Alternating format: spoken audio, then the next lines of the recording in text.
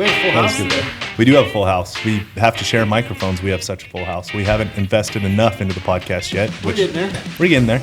We're building out maybe a new. I know we said that this was our setting, but we might be building out a new studio, so we're going to change settings once again. This is about like offices. Yeah, exactly. Working here, right? Well, we went through 3 offices in 2 years, which was The only thing a huge pain in the ass. The thing I like though right now is it's really cold in here, and now we have all these dudes sitting next to each other, so we're gonna get like hot here. Oh, no, we're going to pump the AC.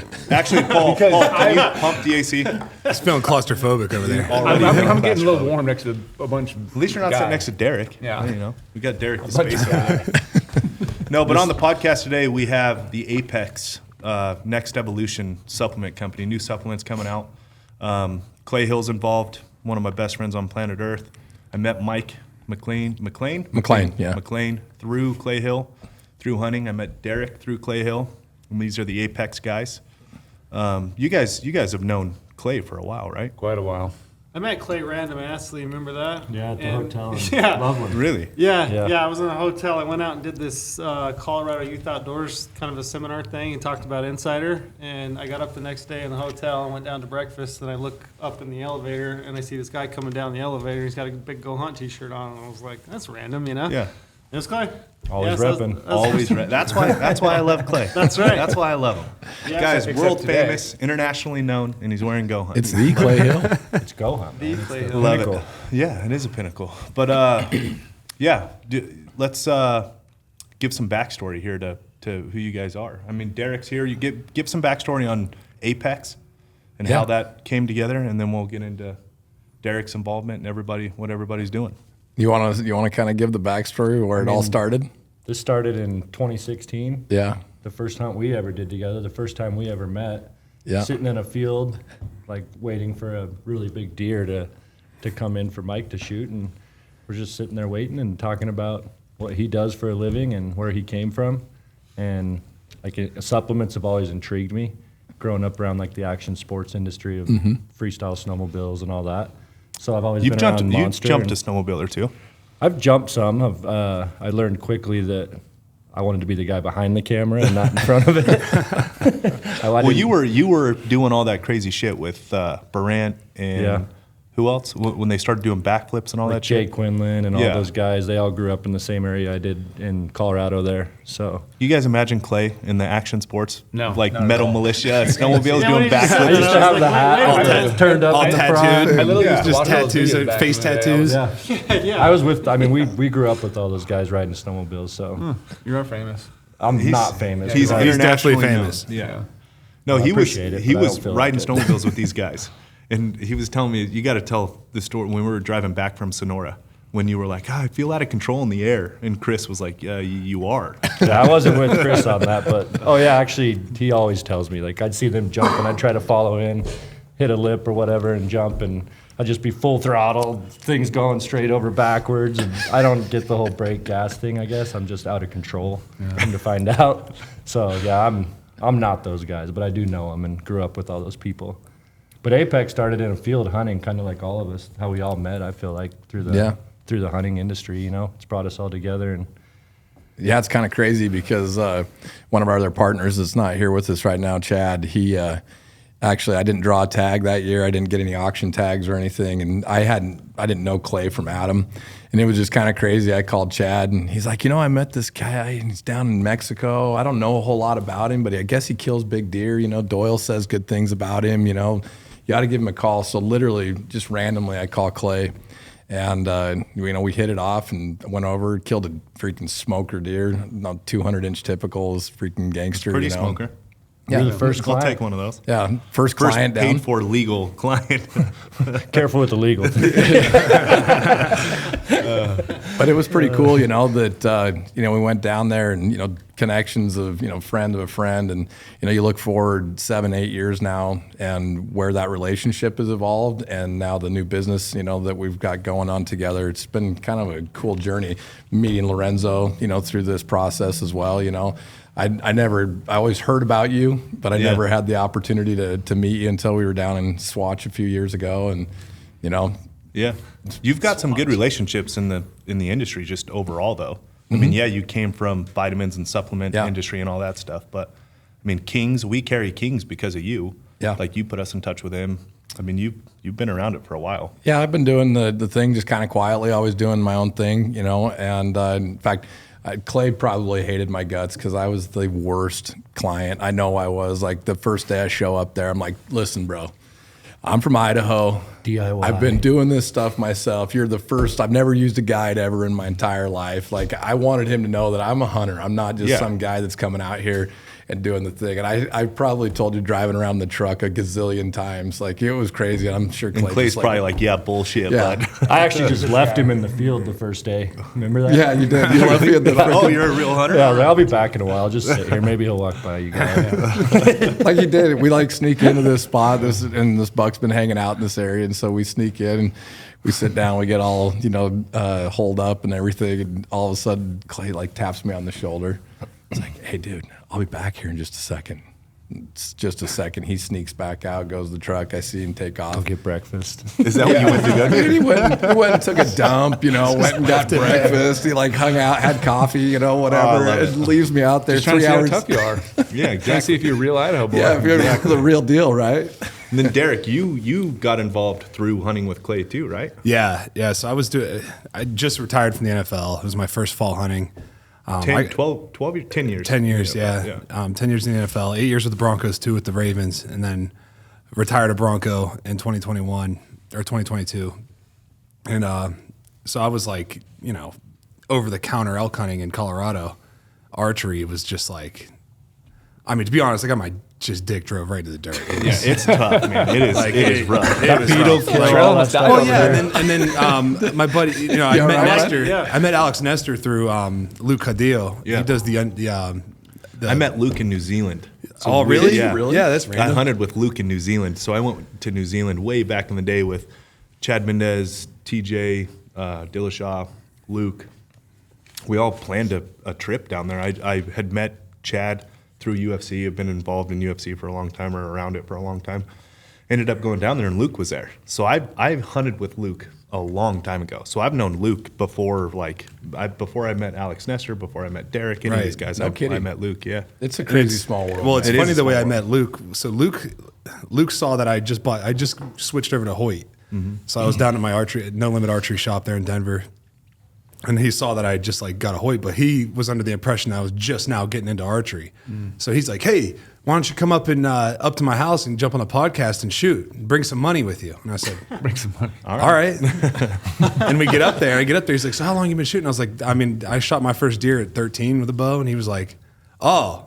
He's like, "So you've been shooting?" I was like, "Yeah." And he was like, "Oh shit," You hustled him. So I hustled him in that first round, and then the next round, because he's got a nice 3D Yeah. course in his backyard. I'm jealous where he lives. Yeah, he's got a cool spot back there, and the next round he was home field advantage, down, taking shots where I should have been just laying on my stomach to shoot. Yeah. I couldn't shoot under these limbs and stuff, so he barely beat me on that second Yeah, round. his 5'5" frame. Yeah. Giving Luke some shit. but- There. He might be stubby taller ass. than that. His stubby ass. Yeah, he's But, shooting under the limbs. He can't quite do that. But I was up in Unit 18, up right on the border of the Never Summer wilderness right there, and I didn't see a single elk, man. We were hiking our asses off and just getting not a single deer or elk. Yeah. So I called Nestor and was like, "Nestor, dude, you got a spot up here that you know of?" And he was like, "Well, go try this." He sends me over to this random, I think it was Unit 28. He's like, "Go over to 28 and check this out." And he dropped me a couple pins. Dude, we walked up in there. I went through a mile and a half of blowdown, never touched the ground. That's And horrible. ran out of water, and I was like, "Shit!" I was like, "This is gonna get bad." And then This is your first introduction to Western hunting Yeah. too, right? Because you grew up Ohio. I'll go Ohio hunting Yeah, whitetail, yeah. and turkey. So it's all tree stand hunting pretty much. You're not spotting stock and whitetail back in Ohio because it's all Yeah. private little 70-acre plots Yeah. and 50-acre plots where you're hunting these deer. You're just waiting for them over corn. It's boring. Wildly different than Wildly Western different. hunting. Yeah. So the Western hunt was like a dream. Yeah. It was it seems so. I come from very humble beginnings, man. I come from absolutely nothing. So my first plane ride was in college. I never even flew on a plane. So insane. I just getting out west to hunt elk was something that just was always a dream, right? And then I Yeah. get drafted to Denver, and the fall is taken up by football. And, I'm not going to go hike 12 miles on my day off. Like I could barely fucking crawl out of bed, let alone, go hike and pack an elk out, So I finally was able to do it, and I was like, I don't care. I got screwed over on a tag down in New Mexico on a mule deer tag. They tried to extort me on like another $4,000. Of course. And I was like, NFL guys got money. Why not? So they just try to find every opportunity. Well, that's the bad part about your salary being on the internet. People just know what you have, so they just it's so fucking try to unfair take with advantage. It's hard to find guys that won't take advantage. Yeah. So I'm up there getting just my butt kicked, and Nestor was like, "All right, I'm gonna get a hold of Clay." And I didn't know Clay, and I was like, "Well, who's Clay?" He's like, "Oh, you don't know Clay Hill?" He was Exactly. How do you not know That's Clay what he Hill? said. He was like, Snowmobile guy? "You don't know Clay? You don't know who Clay Hill is?" He's like, "You never heard of his dad, Jody?" And I was like, "No, like I don't know what you're talking about, man." He's like, The real legend. "No." He Jody was is like, a real legend. "He was like, his dad's the real." That's what he said. Nestor was like, his dad's a legend. You got to hear the stories about him, right? Nuts. He's like, Clay will tell you all these stories. They like just drive down. He's like, here's the address. Drive down there. So I drive down. I talked to Clay on the phone and was like, "Hey man, is it cool if I come down?" He's like, "Yeah, we'll get you set up, bud." Sounds just like Always bad. That's exactly what he said. And I was like, "Oh, I love him already." Because that's like, calling people bud if you don't know them. Yeah. It could come off as like, you might as well call me chief or, or sport, Squirt champ. or champ, Little did I know But- how big he was going to be when he showed up. But like, that's something that my friends and I always call each other bud, just to like, because if a stranger calls you bud, it's usually like different, yeah. "Hey bud, we For got a sure. problem?" Like, Yeah. I'm not your buddy guy. Not your friend, pal. Not your friend, pal. So I drive down. It was like a 3-hour drive down there. Drive down to Sasquatch or whatever town it was. I was like, Sawash, what is this? I have a place in Fairplay that's only an hour from him. Yeah. So but I'd never heard of Sawash. Like Interesting little town. very interesting town. So we get down there and he's like, it's unlike any other hunting you've ever done. And it's down in this big meadow, this giant meadow basically with these huge, 14-foot willows. Not even you can see over the top. Yeah, you can't see over the top. They're thick. And like coming from not being in any elk, right? And then Clay puts me. Who was it? Tate. Tate took me out the first time. Tater tot. Yeah, Clay was with a client, so he made, and that was to me like somebody that I know how these hunts go. You get them booked in advance, right? Like usually months or even a year in advance. So for him to just take me in on a whim, I was like, sweet, like this is going to be cool, man. I appreciate it. So we go down there and Tate takes me out and we get up in these willows. Mike was with us.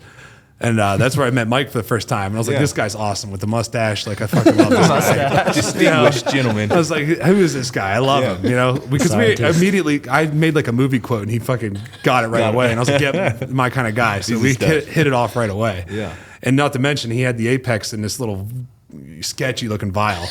I was like, I was expecting him to start putting it on his hand, The vials are very interesting. Clay gave me a bunch of those vials, vials- this last summer.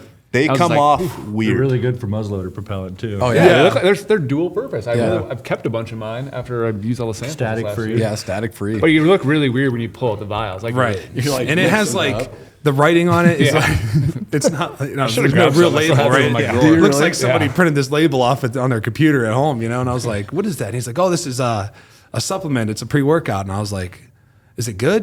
Does it give you the bubble guts or anything? And he was like, no, man, it's clean. It's really good, clean stuff. I was like, let me try it. So I tried it. And next thing I know, I was like, what's this called? He's like, oh, that's tiger's blood. I was like, oh, I love it. Like the name was just perfect, right? And then he's like, yeah, we call it Apex. I was like, dude, what? Like, how sometimes you just have that feeling like you're right where you're supposed to be? Yeah, absolutely. It was like at that moment, I was like, oh, these are my kind of people. Like and I was looking for that coming out of the NFL, right? I was looking for like, what's my next tribe look like, And like I said before, I come from, a pretty screwed up background, right? I didn't have, my mom was a drug addict and alcoholic. I didn't have a dad. My stepdad was abusive. So I've been pretty much since 11, 12 years old, I've been living on my own, doing my own thing and figuring it out on my own. So I'm always looking for my next tribe, right? And football was that tribe for me. So now that that's done, where's my next tribe, right? And I have my family, right? My wife and my kids, but like I still need that camaraderie of the locker room, right? And I found that down there in Sawash with these guys. I was like, these are my kind of guys, man. I love these guys. So I tried the Apex and I was like, this stuff's great because pre-workouts, being in the NFL, everything had to be clean. I couldn't have anything that would pop, right? And So some of this stuff just has a bunch of fillers in it, and it really gives you the bubble guts, and I don't like that feeling, and I don't like pounding coffee and getting all dehydrated.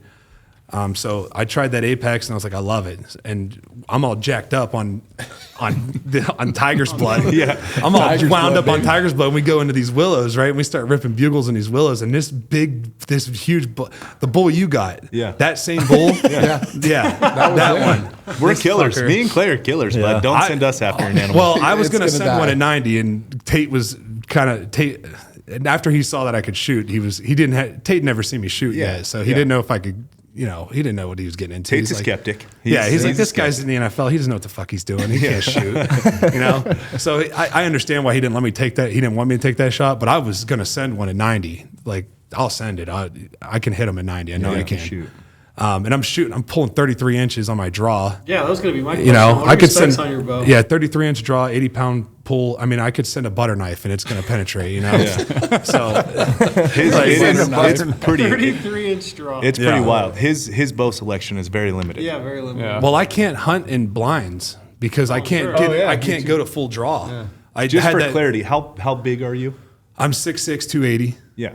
6'6", So like that puts in 280. perspective Yeah. with some giant arms. Yeah. Yeah, and really, my arms are just long as shit. So, so like we're in these willows, right? And this bull is just, I mean, I haven't been around any elk before ever, right? And this is like my dream coming true, right? We're in these willows, and there's this bull ripping bugles and just raking trees right next to us, like 3 feet. Right? Oh, yeah, he was right He was there. like 3 feet from me.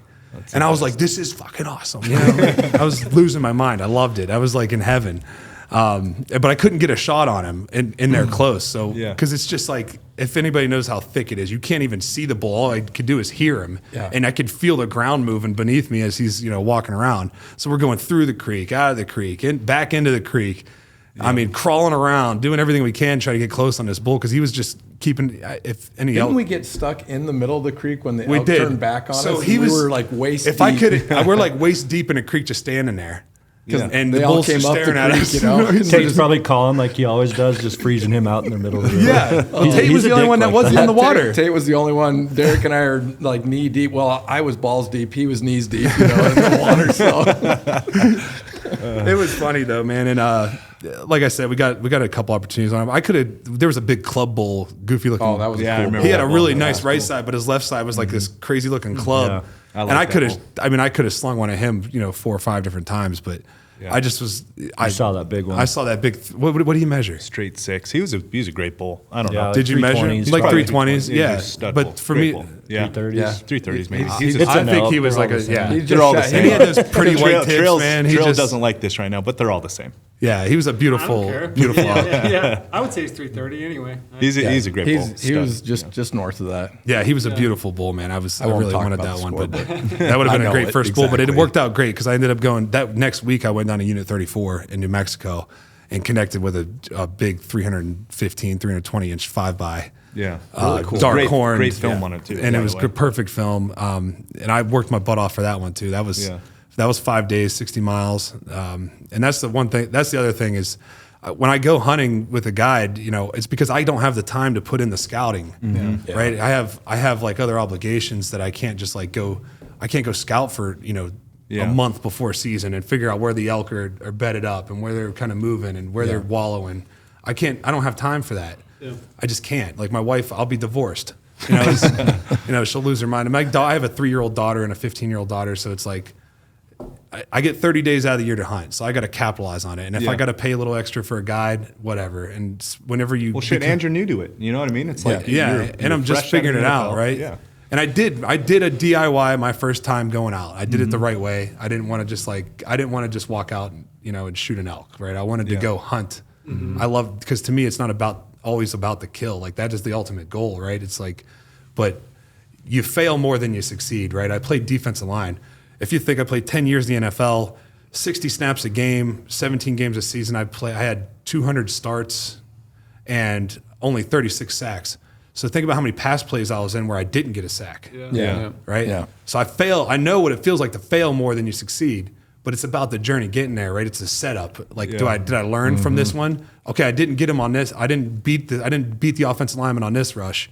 So now I'm setting him up, right? So I just keep working the same thing and then boom, switch it up on him in the last second, right? And that's kind of how I approached the elk hunt. I was like, I'm just going to go out here and just figure it out. That's crazy. And I was just stomping around the woods, the forest, and I'm like, well, here, I'm going to mark a pin at, 10,000 feet. We're starting at 8,000. I'm going to do a 2,000 foot vertical climb at 4 a.m. Big mistake. Giant mistake, right? We get up there, and because that's the only spot we heard a bugle, and we get up there. This is in Unit 18, and we get up there, and it was like a fresh wallow up there. I mean, it smelled like piss, and it smelled Piss like and piss. vinegar. They'd been pissing all over themselves, right? Yeah. And it was fresh. So, and we had heard a bugle up there right before we left the night before. So we're thinking, okay, this is gonna be a good spot. So we hike all the way up there, dude, and it was brutal. Like it was really brutal getting up there. And we're sleeping in tents, So sleeping in tents, and we had a Sprinter van, but the Sprinter van with 3 guys in there. It was like. I was like, dude, I'm just gonna go out and sleep in a tent, man. This is disgusting in here, So That's saying a lot coming from the locker room too. By the way.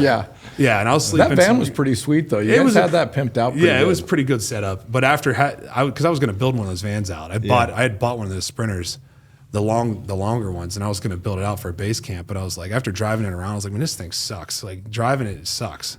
I was like, I'd rather just have a pickup and put a tent in the top of it, Yeah. Yeah. So that's what I'm gonna do now. But Smart. That's a good setup. But like I said, man, we get up there, and by the time we get up there, it's like, well, we might as well just take a nap, Eat some breakfast, Classic take a nap, take a September poop, nap. You never sleep better than you do in September. Oh, It's yeah. on the Alps. It's the best nap. I nap in the got world. curled up against a log, and it was like nice and kind of cool up there at 10,000 feet, just like, oh yeah, just knocked out, right? Nothing more Yeah. peaceful. And I hear a bugle, and that wakes me up, and I'm like, oh, it's on, let's go. So I get all fired up, right? And I'm get all set up. I get my buddy Adam to call. Remember Adam? Yeah. My Good buddy dude. Adam he was like, I'm going to take you up there so you're not cutting your teeth like, you're just going to be stomping around the woods not knowing what to do, just ripping bugles like a dummy, And he's like, so he sets up like 300 yards back in this meadow, and I set up like at the halfway point. And I mean, for like 2 hours, dude, we're going back and forth with this bull, and it's like to me, it sounded like he just said stop at the end, right? And I'm like, something's up, man. This doesn't seem right. He should have already stepped out. Like if he was that fired up coming up that hill like that, he should have already stepped out. So I pull my binos up and look, it's a fucking dude standing there. I knew it. I knew it. He's like, "Where's that bull at?" Yeah. He's doing the same shit I'm doing. We pulled this guy up from all the way down there. My God. I was pissed. I know he was really pissed. Yeah. He That is didn't the even worst come over feeling to in talk the to whole us. world. He didn't even come over to talk to us because I was like, and he was like, I could see his head like shaking. He's like, "Fuck." Damn, Yeah, that's if a you big get guy. That's happened to all, called in, honestly. you don't want to go up Yeah. and say No. hey to the guy. I'm a fool. You don't want to go up there and admit that you just got called in. That I just called him in. Well, I It's was like, happened to all of It's us, happened to honestly. everybody. No shame in it. but- yeah. No. So that was my first experience. So getting to go down there with Clay and Mike and Tate, it was just awesome. And one of the first conversations that Clay and I had, he was talking about you. Yeah. And he was like, "You got to meet my buddy Lorenzo. You guys are gonna hit it off, And he's like, he used to play football. He fucking loves to hunt. And I was like, yeah, all right, sold. Yeah. Yeah. So he was selling you to me right away. He was like, "You're Appreciate gonna love that. this guy." Appreciate that, bud. And then he was like, Dude, Go he's Hunt always is, repping. and I'm like new to the industry, right? So I'm like trying to figure out all these different companies, right? I'm using Onyx and what else am I? I'm using Onyx and HuntWise and all this other shit because I'm like, every other dummy that's getting into it. I don't know what I'm doing. I'm just signing up for everything I can and trying to figure it out as I go. And he introduced me to GOHUNT, and I was like, this is badass. Like, now I could figure it out because the units and the point systems, I was like, what is this? Yeah. Like you said, I grew up back east. You go to Walmart, buy a deer tag, and that's it, right? Yeah. And you can hunt statewide. You get 2 does and a buck, and all you need is that deer tag. We are a little jealous of that, honestly. That Yeah. would be nice to know that you're going hunting, Yeah. kill 3 animals. Well, Maryland, It's a give and take on both sides. It's yeah, pretty, in pretty Maryland, in 2021 in Maryland, I killed 16 deer wild. It's insane. legally. I was gonna say it's All legally. wild. Legally, 16. 16 of them because you get unlimited doe tags, and then you get 3 buck tags. So I killed 3 bucks and a bunch of does, just a pile of them. Can you imagine if we had deer population like that out here in the West that again? would be awesome. Oh, it'd be incredible. Mule deer just taking the shorts, though, man. It's crazy. Yeah. Like they just, it's Well, it's not fair. Well, you got to think there's so many deer in such a small little area. So it's like they're all city deer. So you're on like 30-acre plots, and Yeah. So I called them backyard bucks. I'd just be set up in somebody's backyard. I just go knock on their door, and they'd be like, "Oh, Derek Wolfe, yeah, you can come hunt." I'm like, "Sweet, thanks." You can write the permission so I don't get in trouble. Just give me it on paper. Just make sure right? it's written, please. Yeah, just make sure you write it on paper. And they're like, "All right, I got you." And then I had depredation what they call them, crop damage permits. Yeah, they're pretty- So I had a crop damage permit too. So I literally had unlimited Yeah, that's unfair, man. shooting I with wish my it was bow. like So that. I was just, so I got to really like, you know, get back in, because you have to kill, you got to be practicing to kill. Yeah. Like you have to have. That's what we always say. There's only one way to get good at killing. And That's to kill. Yeah, and that's how I right. always, 100%. and I took the same approach with football. The only way to get into football shape is to play football. So that's why I practiced like I played. So that's why when I'm out there, when I'm practicing, like shooting a target, that's nothing, right? That's Yeah, it's a You different feeling. it's a Yeah. way Set of different feeling. emotions, for sure. Yeah. So like to me, being able to go out there and get like that many shots on deer with my bow, Yeah, because you It draw was- a bow back on an animal, it's different. wildly different. Completely different. People get and it really helped me doing that, because when I first got, it'd been a long time since I had shot a deer with a bow. You know, really like 8 years. It'd been 8 years. No, because there was a couple times that I snuck back to Ohio, but nothing big, you know. Yeah. So like these big bucks would come in, and I'm like, and I'm like, oh shit, like I need to get back into it. Like I need to figure Yeah. this out again, you know, and get used to it. So it was nice to be able to do that. That way, so when it came to like the Western hunting, once I was getting in the elk and everything, it was easy for me to keep my heart rate low and calm down and not get that because you get panicked, right? You get in a full draw, you see people, they're like, you know, That's they're what I was shaking. gonna ask. Is there any No, correlation? I've actually got really good footage of him right over his shoulder. We were getting ready to smoke a deer, and I got my camera, just like Yeah. camera, and I got him, dude. And once he gets laser focused, dude, I mean, it is just, where is he? What's the range? Athlete syndrome. They You get know, locked yeah, in. like- It's Yeah, killing you them. smoked I that get- buck. Yeah, You know, I It's get, like 78 yards. yeah, that's 78 Let's yard not shot. talk about that buck, bud. Let's not Oh talk yeah, when I about that snaked buck. this deer. Yeah, let's not talk about that. What's so buck. hard about this? Yeah, that was Oh, what made it. buddy. Listen, you know Come when on somebody's now. mad when they won't come outside and even look at your deer. Yeah, that's You know they're mad. Yeah. He wouldn't even. I seen him looking out the window. You While didn't we go were out and look at it? No, he wouldn't even come out. He was You so hunted, mad. you hunted that buck We like never 10 got a times? response. Yeah, probably not quite 10 times, but I sent him the picture right away because I thought he'd be fired up for me. oh, I was fired up for you. It And he wasn't, was it wasn't like- the picture. It was he was smart like, ass "Good job." over here that like sends me this thing. This is how Clay works, though. You know, the Clay Hill. This is how he works. And he'd done this twice earlier in the season. We were elk hunting. This was right before Derek had come over.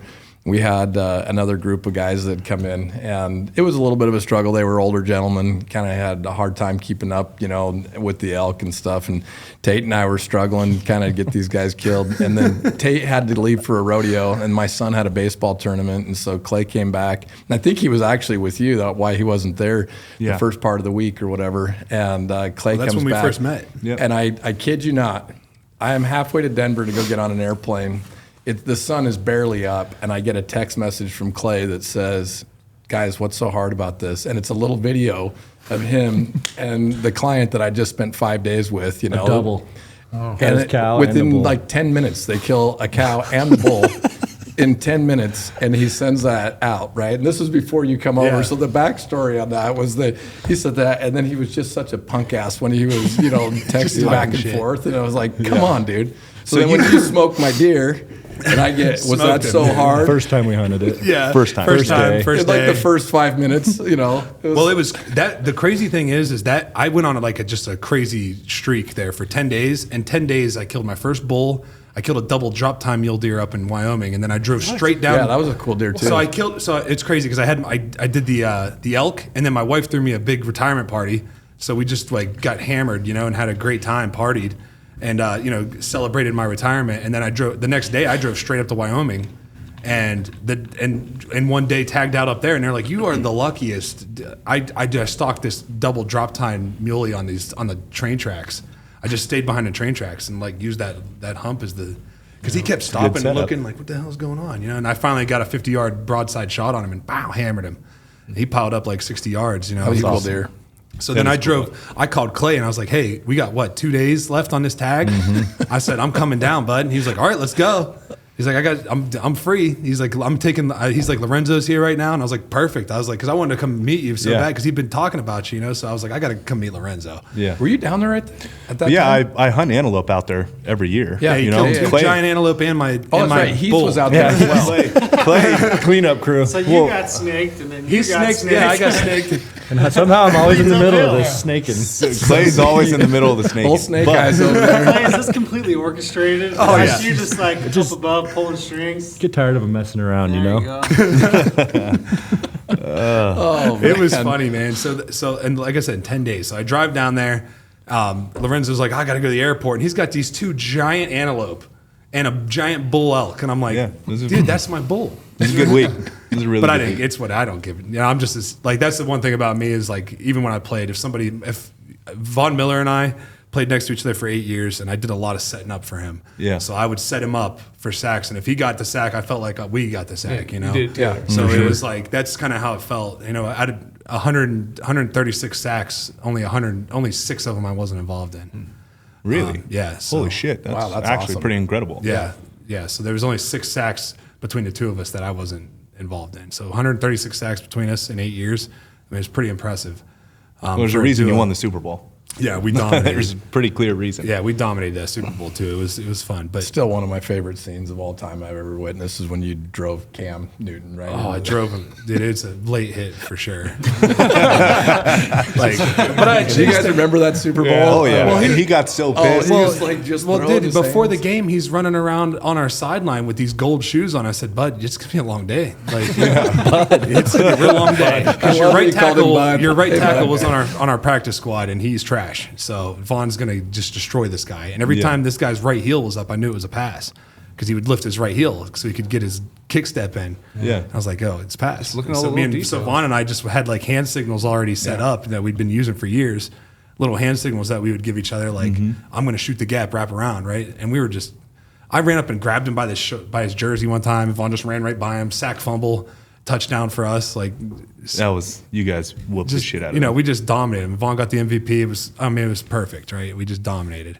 But anyways, where was I? Sorry. I got How many distracted. career sacks did you have? You said 30 it earlier. 36. 36. And how many years played? 10. So 10 years, 36 sacks. I didn't realize, to me, Yeah. I mean, I think about football, it just seems like, you know, guys are out there playing to get sacks all the time. It's not, like, what does that feel like? Like, to actually get a sack that many years played, like, the So- intensity of that situation must be, that's what's, like, resonating with me. It's hitting me pretty hard right now. Like, it must be pretty incredible feeling. It's starting to seem like it's very close to like what you're killing an elk. That's what I'm Because of the saying. success rate's so low for both of them. Yeah. Killing an elk though, That's Is it higher? dude. that's where I was going with this. Is like, I'm talking. what's that feel Listen, like? so my last name is Wolfe. So in Denver, when I would get I could make a tackle 30 yards downfield, and the fucking crowd would just be like, "Arr!" The whole crowd howling, right? And they did a big howl over the thing, and like I would jump up and howl, you know. So like AFC Championship game, we're down by 2 points, or we're winning by 2 points, and it's like 3rd and 6. I like run around the tackle and come back around, and I grab Tom Brady by the ankles and just barely get him down. And he's got a wide open Gronkowski. Like, if they convert that, dude, we're losing the game. He's going to keep driving and score. And I get that big sack, and I just jumped up and stood over him and just started howling. And just stood right at, like, doing something like, and then the crowd does it. Like, that got me jacked up. And it's fucking Tom Brady. Yeah, That's you're- what yeah. I mean. Yeah. You're that's literally what I- sacking the GOAT. Yeah, and I Hey, you have more admitted it. sacks on him than I have We're more. not talking about basketball. Football is cool. I totally agree. He's the GOAT of football. Okay. Basketball, All right. you know where I'm staying. Jordan, right? Hey, now. We're not getting into This is a LeBron guy. Oh Dude, no, you're- that's a whole nother you're debate, nuts. bud. There's a lot of reasons to it. If you guys want to, Jordan's a guy who From want to the kill the action- teammate, and he will mentally destroy you before the game. He's the killer. Jordan, Jordan, for dude, sure. He's a guy I want yeah. to win. LeBron does have some longevity. He's a straight athlete. Jordan is Yeah, also yeah, a really yeah, good yeah. athlete as well. But Yeah, there's yeah. things going It's back always and an forth. interesting debate. Sorry, dude. Like, No, I'm right there with you. I get it. They're I both, get they're it, both but- studs. I don't know, man. it's the championships. It is. Yeah, 6-0 How many compared championships yeah. do you have, right? And look at the supporting cast. Yeah. But that's why Tom Brady to me is the ultimate GOAT, because go watch the Michael Jordan documentary. They're all like, this guy sucked to be around. Like, he was a jerk. Yeah. He was a Yeah. dick, you know? Like, he was He's trying to push everyone. he was pushing everybody to be their absolute best, right? Kobe was a little bit different, but he still would push people, right? Tom Brady, you'll never meet a guy that played with Tom Brady that didn't love Tom. Just nice. That didn't love But he him. still demanded excellence from Right. everybody. Yeah. And no one says a bad word. That's Right. the most mind-boggling thing to me is you can be that good, that successful, push for absolute excellence all the time, Yeah. but then walk away from a team and everyone says it's the best teammate I ever had. Yeah. Like, that's what blows my Well, mind. I felt that way about Peyton Manning and DeMarcus Ware. Yeah. DeMarcus Ware was the same way. He was just like demanded you to be better, right? But it was like coming from a place of love almost, right? That didn't feel like he was like, just, you know, if you don't do it, you're out of here, right? It was like, we're going to get you there. Yeah. Right. That's the way Peyton was too. He's like, he made you better just by the way his presence being on the field made you better because you wanted to perform better for him. Yeah. And that's like, to me, a great leader is somebody who, you know, in any kind of business you're in, right? It all starts at the top, right? Shit rolls downhill. So if your leadership is shit, guess what? The final product is going to be just a big giant turd because everything down through the bottom, right? That's not everybody is built for leadership. So that's why when you're put into that leadership role and you earn it's earned. It's an earned role. You can't just give somebody leadership. They have to earn that role, right? And that's why I have so much respect for you, man, because you come from the way your dad has raised you guys, man. It's like, it's impressive as hell. Like, it's just Appreciate that. Yeah. It's impressive as hell how you don't, like, you would never know what you come from because you work just as hard as the next guy. You work harder than the next guy, and you feel like you have to because of that. And I love that, and I respect the shit. I mean, out of honestly, it. I appreciate the shit out of it. I tell people all the time it's literally the best compliment I could ever receive, and I appreciate that a lot. And to see the way you lead around here, these last 2 days, being able to see the way you lead around here, it's impressive, man. And it's not like oh fuck, Lorenzo's here, everybody fucking tighten up, you know. It's like, you know how that goes, right? Look at these guys. These guys are like, wait, what? Like, oh fuck, he's here. Everybody always says Sorry, I tried to hold that in. everyone always says I'm hard to read. Like when they come in and tell me something, they're like, I don't know if you're happy, mad. Like I don't know. Dude, Dude, I'm you like, were well, so fuck, I hard don't to know. read. I told Clay last Yesterday. night when we got done with Yeah. dinner, I'm like, dude, there's times, man, I just don't know what the hell's going I through that get guy's that mind. feedback, and I don't know. It just doesn't sit. I don't know. Like yesterday, He's when got we were that resting filming, bitch face. I guess. Yeah. I guess I We do. call that Just fucking resting looks mean, bastard looks mad face, all the time. right? No, yesterday when we were filming, I mean, we were doing our thing and stuff, and I looked back and I thought I was on a roll, but I saw you go. Like I just do some little facial deal. I and must I'm like, do. I I stopped. must do something. I don't know. No, you have a hard face to read. You got a good poker face, right? Or bad, because everybody thinks I'm mad when I never am. But that's the Or maybe that's actually it is a good poker face. Right? Yeah. It keeps you guessing a little bit. Use right? it to your advantage, man. True. I've never even seen you mad. I'm not. I don't You get guys? mad. No. I'm trying to think. That's not I true. don't like- I don't think I I've saw ever him one time. I don't know that it was mad, but it was on the sheep hunt, and you had forgot to we actually pack fought any like a- food. Remember this? He had forgot to pack a cooler, water. We all come. We're sacrificing everything to help him with this sheep hunt, and I'll never forget Lorenzo sitting on going through, ripping the back of the truck, going, "There's no effing water. There's no fucking water, man. Like we got nothing to eat. This guy's like we a got camel. He drinks it all the whole we got morning. I'm nothing the to same eat. way, dude. I just pound water the whole time. I'll make this story quick because this is a long story, but I'll make it quick because I want to get back to what you were talking about with Tom and that feeling because it's sitting in my head right I now. want to know how that relates to Yeah. killing a bull. But- Okay. Clay and I have been best friends since literally the day we met, which was in 2012 or something like Yeah. that. It was early, Yeah. long time ago. Literally the same thing. You meet somebody, you feel like okay, I'm supposed to cross paths Yeah. with this guy. Like that was Clay and I since day one. We've been best friends. Clay guides so much. The only time him and I ever get to hunt to hang out with each Yeah. other is if I have a tag or he has a tag, Yeah. right? Well, he doesn't get to hunt a lot for himself because he's got to go make money for the family. He's got to Right. go do his thing, you know. So like typically I'm the one drawing tags and having tags and going out hunting all the time. And anytime I have a tag in Colorado, I call him. He's like, hell yeah, let's go hang out. Yeah. So that's how it's always been. Well, Clay finally drew his sheep tag. Like if there's one thing he can get away from his yeah. job and his work and all this is a sheep tag, I said, fuck, but I'm there. Like I will absolutely Yeah. help you. He immediately gets into, man, it's like it's on this river. Like I'll have this whole thing dialed in, and I'm like, I've seen his operation Yeah. before, right? Yeah. Like you've guided Oh, for yeah. him now for however long, 4 years. Like and whenever I'm in Colorado, I usually stay at the lodge and Yeah. I'll go out from there. So I've seen the operation. Right. You know what I mean? And it's like it's dialed. He knows exactly what he's This is doing. So awesome. I'm thinking. I'm reliving all this right now. I'm sitting here thinking like, oh, I don't have to pack my own food. I don't got to Yeah. do shit. Like Clay's, Yeah. and I'm going to help him on his hunt. Yeah. Like he'll have this dialed for me. Yeah. I get there. He doesn't have water. He doesn't have water. food. Nothing. He doesn't nothing. And sheep hunting is an all day. It's like antelope hunting on steroids. It's an all day, every day, sun up to sundown. Like it's a marathon. I mean, that's what it is. You know what I mean? And it's archery, by the way. Yeah. It's a archery only tag, which is extremely tough to get into a band of rams with eyesight and smell and the way they bed together. Anyways, so I'm like, I went into it thinking I didn't have to. Yeah, you're hunting bring with a it guide. in. You should have everything dialed. And I was told it's going to be. It's going to be dialed. He is literally a professional. It's like when you look at like someone like, hey, you look like a mom. You got any snacks? Like you know they're gonna have snacks for their mom. Yeah. You see a guide like, hey, you know you're gonna have food because you're a guide. You always you have know how to do exactly this. extra You know how to things do all over this. the place. Yeah. So we get out, and I don't do well, obviously, with not eating Very hungry. and not drinking. I don't do well. So I was not in a good place. That I was sold on a dream, and it was not. You got catfish. It was not. But I mean, I would have been, even if he told me it would. You know, if he would have told me the truth about that, I still would have been there. Obviously, it's my best friend with a fucking. But at least you would have archery brought some tag. food. But I would have brought some. I would have been ready. So, anyways, I was. I sold want to hear the rebuttal. What a was dream. the excuse, Clay? I mean, honestly, He admitted to it. I thought it was going to be a lot different than it was. I didn't know from the moment we saw the Rams that it was an all-day thing where you continually just keep stocking them. I had good intentions to go to town every day, and buy people lunch and get waters. He's like, and oh, all we'll this. figure it out when we get there. I mean, it was a grind. Says the professional hunter who is archery hunting sheep. It was my first sheep in tag. August, by the August. way. It's Yeah. not this. I mean, It's hot. they're It was banded hot. up. Like they're with 10, 12, 15 rams every day. Like it's a band of rams, man. Like that's what they do. Yeah. So the professional hunter didn't think that it was going to be a tough thing to do with archery tackle hunting Toughest sheep. thing I've ever done. That was the hardest hunt. No, by far. that was a gangster hunt. So, anyways, but that's that the was only time I've ever seen you. mad.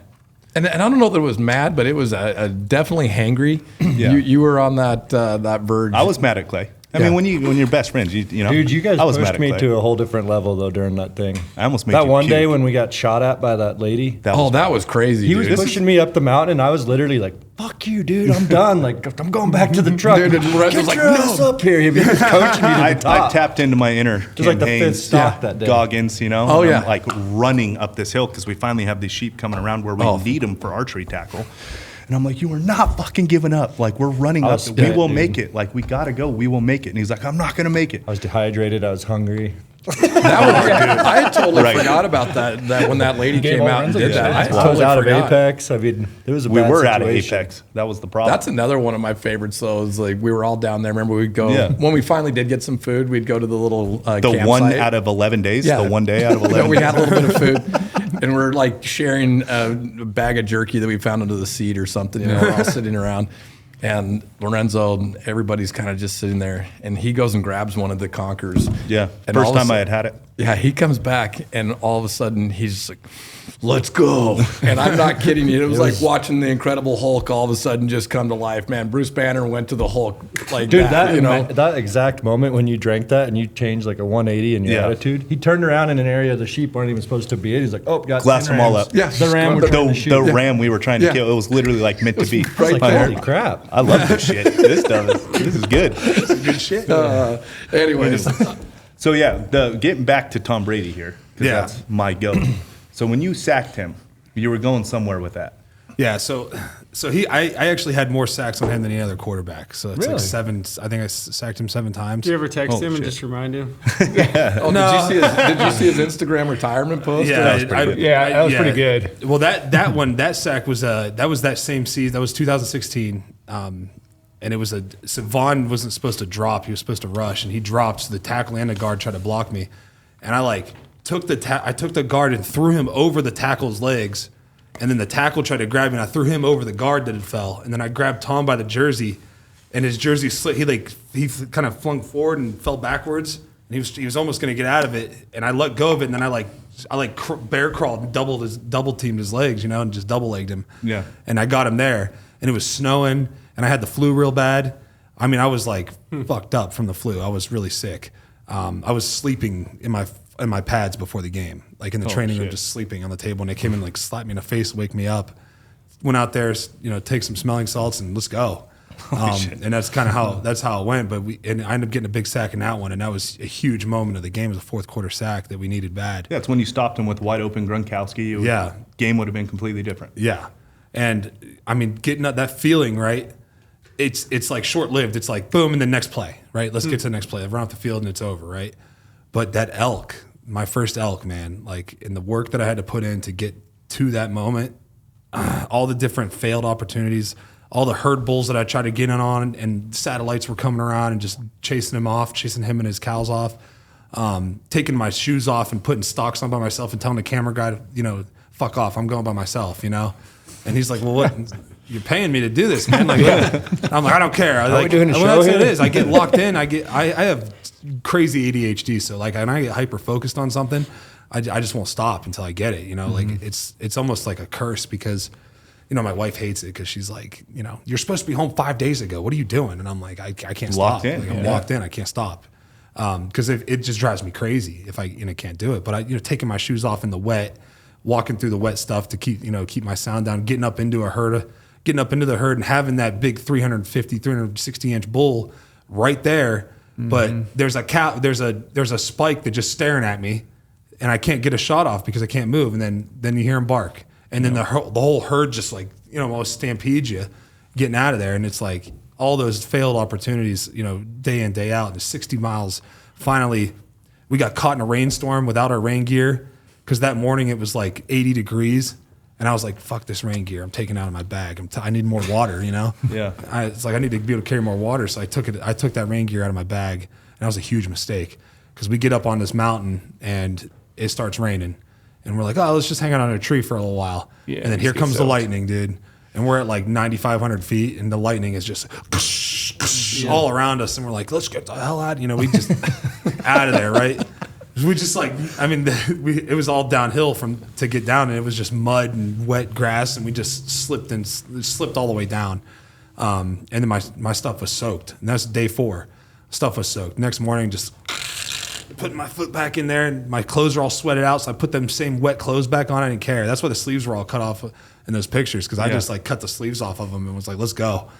I think we can all agree if we looked like you, we'd probably do the same shit. Yeah. Well, I don't know. His arm's as big as my waist. I wasn't thinking like, oh, I'm going to look cool doing this. I was thinking I'm disgusting right now. Like, whatever. Let's go. When we get up there into those bulls in this dark timber, and I didn't know what the bull was going to look like, but as soon as I saw him, I knew he was the one. It's how you get that feeling like that's the one. This is the one I've been waiting on. And he came in there ripping bugles, and we had it on film perfect. And he came into 42 yards, and I just it's the laser focus that I get in that moment. It's like, so before I would get a sack in the NFL, it's like I knew the play. I knew that it was about to happen. Like I knew it before it happened that it was going to happen. Everything slows down. So like while I'm doing the pass rush move and everything, it's all slow motion to me. It's like everything around me is moving slow. And that's how it felt. I was like, hurry up and get over here to this. Like I'm thinking I'm on full draw and I'm like, hurry up. Yeah. And my camera guy's like, I'm going to stop him. And I'm like, I don't even hear him say that, right? Yeah, you can hear him on camera go, I'm going to stop him. And I'm just like, hammer him, dude, right behind the shoulder. He runs like 60, 70 yards and lays down and dies. And I didn't get like all jacked up at first, but then when I finally got my hands on him, dude, I just like tears running down my eyes. So how does that rank then? Like sacking Tom Brady's pretty freaking cool. And it's killing an elk pretty cool. Nothing compared to the elk. Nothing. Really? Nothing. Elk, Really? absolutely You can not. honestly say that. Yes, Like full blown. I mean it. Yeah, I mean it, dude. It's absolutely powerful. nothing. Which is kind of crazy. Holding a Super Bowl trophy up in front of 1 million people, and just fucking everybody screaming your name, like it, dude. I'm telling you, the elk by myself, Honestly, myself when I had that moment by myself to walk Well, up this on is that like elk. when we talk about how powerful moments are in hunting, like just experiences as a whole, not killing, but like just enjoying a hunt enough to want to do it again, like leaving with that feeling. That's something that we all know, and we all know it's like super profound in our lives. Yeah. But like less than 1% of the U.S. population will understand that. Yeah. Right. Really. So like none of us have any context to that feeling. That's what why it's I guess like. I'm so focused on this. This is Yeah. so And- amazing. and But I like that's the neatest thing I've ever heard in my whole life. I agree. Honestly, But we all know Mike drops I'm not powerful. saying it's no bullshit, Let's man. It's grab my that's bow, real. let's Like go that's hunt. real. Yeah, let's like go. that's real emotion. Like you gotta understand, right? So like my whole life has always been like the next goal, the next goal, the next goal. Because to me, complacency is like a disease, right? If you get comfortable, I don't like to feel comfortable. If I don't have some adversity and something I'm striving towards, then I'm uncomfortable. Like I need to feel uncomfortable, and I get comfortable. Do you think being that's in- your childhood? It is from my childhood because You it think was, so? and a little bit about. So my nights as a kid were, I'd come home and maybe there'd be some food. Maybe you just hope there's food, and if there's not, I'd figure it out. Right? I'd go to a friend's house or run down the street somewhere and find something to eat. Right? And because like I said, man, my mom was she struggled with addiction and. She doesn't even, just a little background on her. She was abused, sexually abused as a child. So she kind of just like allowed that same abuse to happen to me as well. I was abused as a child, physically, emotionally. And it was just rough, man. So like I would hear my mom and stepdad just getting these knockdown, drag out fights where they're just beating the shit out of each other. And then, this is going to be graphic, but 20 minutes later they'd be down there fucking. So it was that's what I grew up around, and that's how my childhood was. So that's my idea of like, there was no unconditional love in my house. Mm-hmm. There was no good job. It was like, I figured my own way out to get cleats. I figured my own way out to get to practice because I loved doing it. And it was, to me, I didn't even think about like a way out. Right. But because when you're stuck in it, you don't see any other, you just are like, I just am surviving. You're in survival mode. So every day is just like, okay, how do I get through today? Right? So it's like that next goal, just get day to day, get to the next day, get to the next day. And when I got drafted, I had $7 to my name. I didn't even have a bank account. I didn't have a debit card, any of that shit. I paid everything in cash. Nobody taught me how to do any of that stuff. So when I get drafted, like I still didn't even like get excited. I was just like, okay, now what's the next goal? What's the next goal, right? Win a Super Bowl. I'm like, you see me on the podium after the Super Bowl, and I'm just talking about the next one. Okay, I'm like, well, I'm just going to go home and I'm going to go party for a month, and then I'm going to go back to training and try to win another one. It was like zero, like living in the moment for me, right? Mm-hmm. It wasn't until I had a daughter of my own that I realized what that unconditional love was like, right? So it's like, it's hard to explain, right? It's hard to explain that feeling, right? And like little boys need their moms to love them, and my mom didn't show me any love. It was nothing, my mom would antagonize the beatings and stuff like that. So I didn't know what that felt like. So when I finally had a daughter, and feeling like knowing that there's somebody out there, that there's one person that no matter what I do, she'll love me, no matter what. Yeah. That's a powerful thing, man, and. That's why it's weird how this kind of ties into the hunting, because I find it's my therapy. Being out there and struggling and going through it. Like, I don't want an easy hunt. I don't want to just step out of the truck and hunt something and shoot something. That's why I love the bow hunt, because I know even if you do step out of the truck, I still got to get close to them. Yep. Mm-hmm. Right? There's still going to be disappointment and struggle and unknown, the fear of the unknown of what could happen, what can go wrong here. You could do everything right and still the deer could just be like, oh, I'm going this way, and that's life, right? You never know what's going to happen. And I never let fear drive the train ever, because the fear of the unknown has been part of my life since coming out of the womb. I didn't know what the fuck was going to happen the next day. Yeah. You don't know what you're getting into. You don't know how I went to 7 different elementary schools, lived in, it seemed like every year the bank was coming and taking the house, so it was like, I never knew how I was getting to school. I didn't know where my lunch was coming from. I didn't know where my breakfast was coming from. It was just, that's the way it was. So I figured it out, just survive. And that's why I love being in the backcountry, and I love chasing big animals with a bow, because it is therapy. Mm-hmm. It is the best kind of therapy. I've done intense therapy to get over the childhood trauma and everything. None of it works.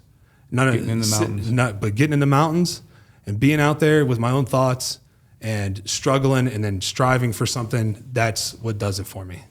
And it's been like I was worried about like leaving football, what it was going to do to me.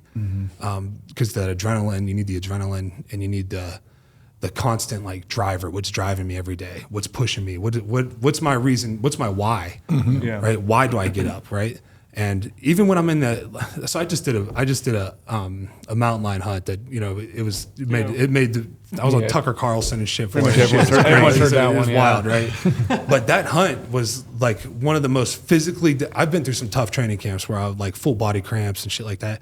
But as far as like physically demanding, on a 1-day hunt, I was full body cramping, crawling through the snow, up and down the mountains to get to this lion. And Alex Nestor's calling me every 5 minutes. Where are you at? you're a professional football player. You're a disgrace, you know, like, Freaking message. you know, how do you call yourself a hunter? Like, yo, come on, where are you at? Hurry. And like and dude, I crawled the whole way because that's the other part, right? When you wear a size 15, Yeah. you're not getting a good pair of boots, really. You're getting Sure. like the only pair of boots. Yeah. The only, right? The only option available. Yeah, so like I'm out there on, you know, steep straight up and down inclines in 3 feet of snow. There's, you know, I can't post hole in the boots I was wearing. It just doesn't work. So I'm just slipping and sliding. So I got my bow in one hand. And that's the other thing about Nestor. He'll leave you with all the leashes and water and take off. And so I got the pack on with all the water and shit. And I'd been snowboarding for like 3 days straight before that. So my legs were fried already getting up there. Because, you know, when it comes to lion hunting, when the snow comes, that's when you go. Yep. Yeah. And it's like, you can't plan a hunt. You know, it's like, this is when we're going, let's go. So did you hunt behind dogs? You put that line in a tree, right? Yeah, put the line in a tree. And really what we should have done was just let the dogs do the work. Instead, he was like, let's go, you know. And we go straight up and then straight back down and up this drainage, crawling through all this blowdown and then back up and over. And I had lost him at that point. He was way ahead of me because he's got like nice Scarpas on. He's, you know, no problem getting through there. I'm like, slip, fall, slide down the hill 3 feet and then crawl back up 5 feet just to slide another 3 feet backwards. And that's how it went. So I was like, all right, I'm just crawling then. So I took my bow, put it in my hand, and just crawled with one hand and 2 knees, and just got after it. And then he's like, I'm gonna drop you this pin. Come straight to the pin. Straight, yeah. That doesn't mean follow my tracks and then come drop down on the pin. Come straight. He said, when you get the pin drop, come straight to the pin. I said, okay. I got to finally get to the top of this ridge, and I'm talking like my quads, my hamstrings, my calves, my ribs. Worst my you've ever forearms. felt? Yeah. Oh yeah. Like, and I've gone into full body cramps where like I was like I wake up and I got IVs in my arms and I'm in a cold bath, right? I needed that. If it wasn't for the snow and me being able to lay in the snow, I would have probably overheated because I just was like sweating, crazy sweating, crawling through this stuff. And that was the other thing, right? So I go straight to the pin. I get to the top, follow his tracks for a little bit, and the pin was like moving on me for some reason. So I was like, oh, you know, dude, whatever. Not an R app. It should, right. It wasn't GOHUNT's app. No, he dropped me the pin on another app. Yeah. So I had to that was the other thing, trying to get the app to download while I'm on the mountain, right? Yeah, that's the worst. Was like, Good that took like times. 30 minutes, right? So Yeah. I was like, all right, I'm gonna hydrate a little bit while this is going on. And it wouldn't download. So I used Google. I tried to use Google and that wasn't working. It was like, so I just was like, whatever, I'm going straight there, whatever. This is where it looked like it was at. I went straight there. Well, it dropped me down on the road. And I call him, I'm like, dude, I'm on the pin. He's like, do you hear the dogs? And I'm like, yeah, through the phone. And he's like, you got to come back up, bud. And I'm like, he's like, then we're going to lose this cat. He's freaking out, right? He's like, oh, you idiot, we're going to lose. This is a giant cat. We're going to lose him. I was like, okay, whatever, dude, I'm coming, you know. And I crawled dude, I'm talking, that was the most miserable part. Crawling, because it was like 8,500 feet to 9,600 feet. So I had another 1,000 feet to go. And I had to crawl up that, dude. And there's videos of me, like, I'm laying under the tree where the lion's at, and this lion's just staring at me, like, you know. I'm like, oh my. I was like, don't fall out of the tree, please. Yeah. I want to know what it was like walking up underneath that tree to see that lion. Dude, I was so exhausted, I didn't care. I was like, just follow me and just take me. Just follow me and take me. You know, I was like, but that was the thing, man. There were so many times in that hunt that I wanted, like from the start, that my body was, and my mind were trying to tell me, just quit, dude. You can't do it. You're not going to be able to do this. So on the physical side in the NFL compared to hunting, are they similar in a way or? Way different. It's totally way different because so football, the football season is similar because it's like this long, drawn out, like just beat down, really is what it is. You're just getting beat up. And how long can you last, right? It's who can stay healthy the longest. And that's what it's about. But in the back, and a football play is 6 seconds long, right? So I go as hard as I can for 6 seconds, and then I get 20 to 30 seconds to rest, and then do it again, and then keep doing that 60 times a game. And then come to practice and do it again, and then another practice, and another practice, and then another workout, and then you know it's like compounding interest. You just keep putting those deposits in, and it will pay off. Yeah. But with hunting, it's like you can't blow your load right away. You gotta you can't go in there and 3 pump chumper. You know, you gotta go in there for the long haul. Yep. You know, we're trying to. I don't want to get vulgar here. No, but you're trying to get at, if you're going to really get after it, you have to plan ahead. You got to make sure you have enough water. You got to make sure you have enough food. And that's the other thing. When you're a big dude, the calorie intake is You like need a lot more calories. I need yeah. like 5,000 calories to like not die out there. Really, right? Like if not, I'm gonna have zero energy. And it's got to be good calories. So finding those good calories that don't take up a ton of space is tough. So I use like Green Belly bars and stuff like that. Yeah, they're phenomenal. I love Green Belly. Those help, but the problem is they come out the same way they go in. They look about they're the same. chalky. Yeah.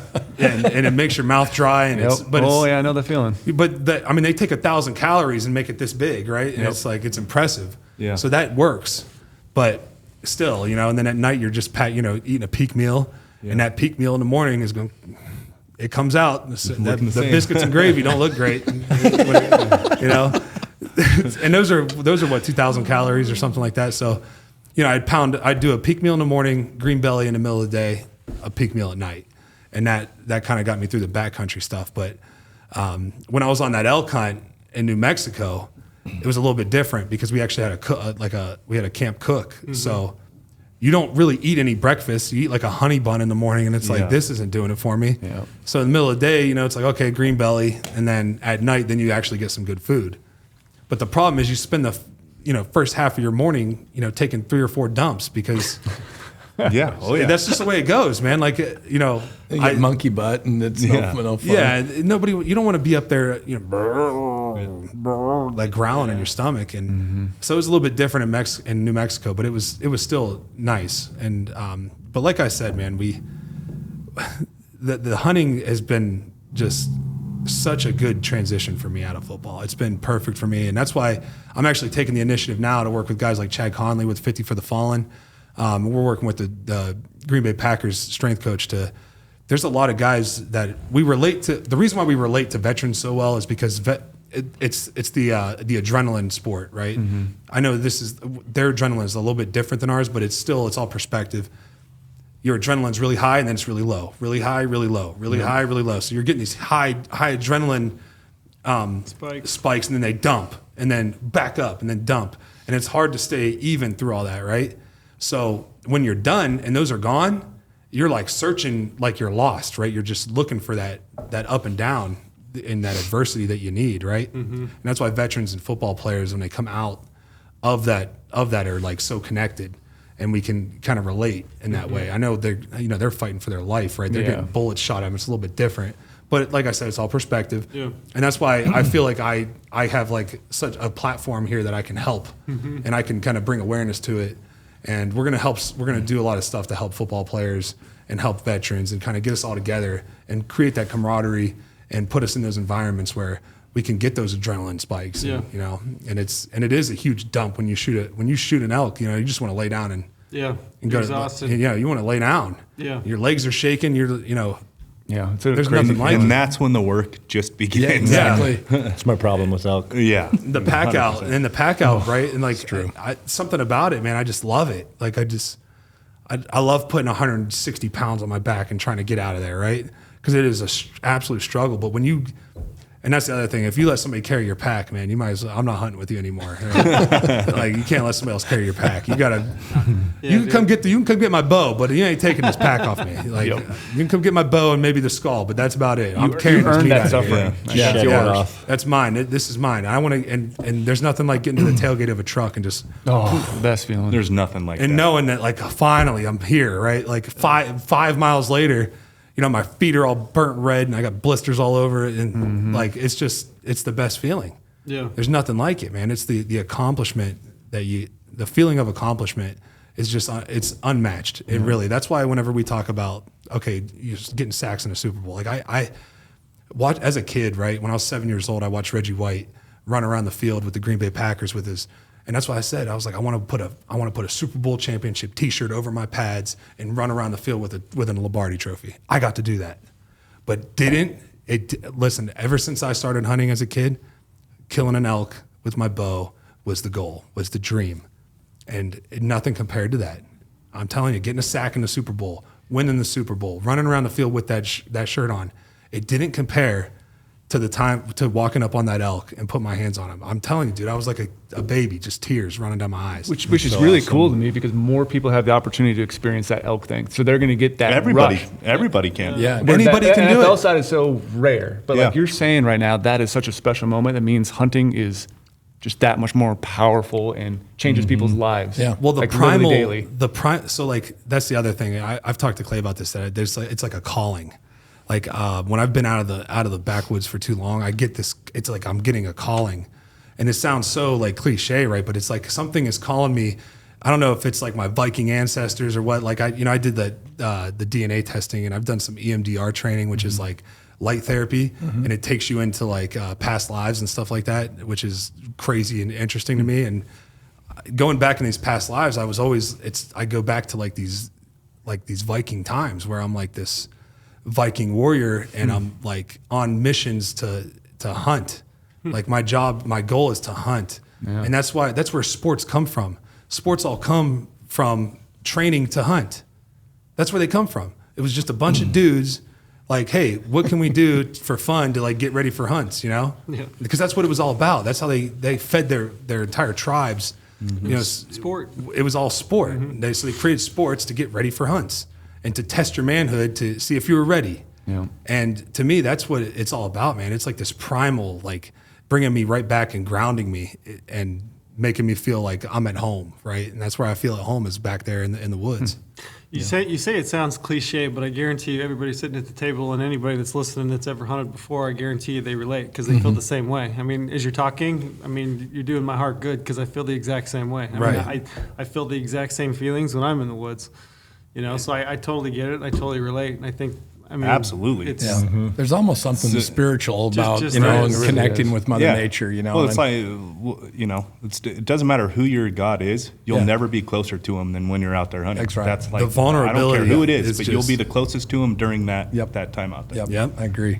I agree. I was looking at that lion, one of the most impressive animals you've ever seen. Yeah. That's Yeah. the one thing I remember. So I've only ever done it one time, and I shot a big tom. It was a big tom. It was a book tom, but I remember walking up underneath that tree and seeing the lion in the tree and just thinking like that was the overwhelming feeling I had was that is one of the most impressive creatures I've ever seen in my life. That's how it felt when I went to full draw on him and like being exhausted, right? And just barely able to stand. Because like I said, I would stand up and I couldn't take a step without my legs locking up. I couldn't walk. There was no walking. I crawled backwards down the hill with him on my back because Yeah. I couldn't walk. So when I pulled my bow back, I was like, holy shit. Like, this is incredible. That Yeah. thing is, you know, and it's the way they look at you, like because when you shoot the elk look- and deer and stuff, they don't really know you're there until last second, right? But this thing has watched me climb all the way up this mountain, and I'd laid right underneath of him, and now he's just staring me down, staring right into my eyes, and I was like, oh, I better make a good shot because if he comes down of this tree, he's coming right after me. Yeah. And I mean, I center punched him right in the chest, and it was a perfect shot, and it was it was incredible. When I put my hands on him, I couldn't believe how big of an. Isn't that crazy? It's like these things are out here. Yeah, wandering They could around. kill us whenever they want. Yeah, You know, they literally could. They could. They could kill you Very. whenever they want. That thing could have. I mean, I'm 280 pounds. If you look, if people want to go look at the picture, it's on my Instagram, Derek Wolfe _95. Go check it out. There's no photoshopping this. We're on the side of a mountain, right? And Alex is just as tired as I am, right? So he's like, just pulled the phone up and took a picture of it, and you know, not realizing what was going to come from it. But you know, I'm holding this lion, and I mean.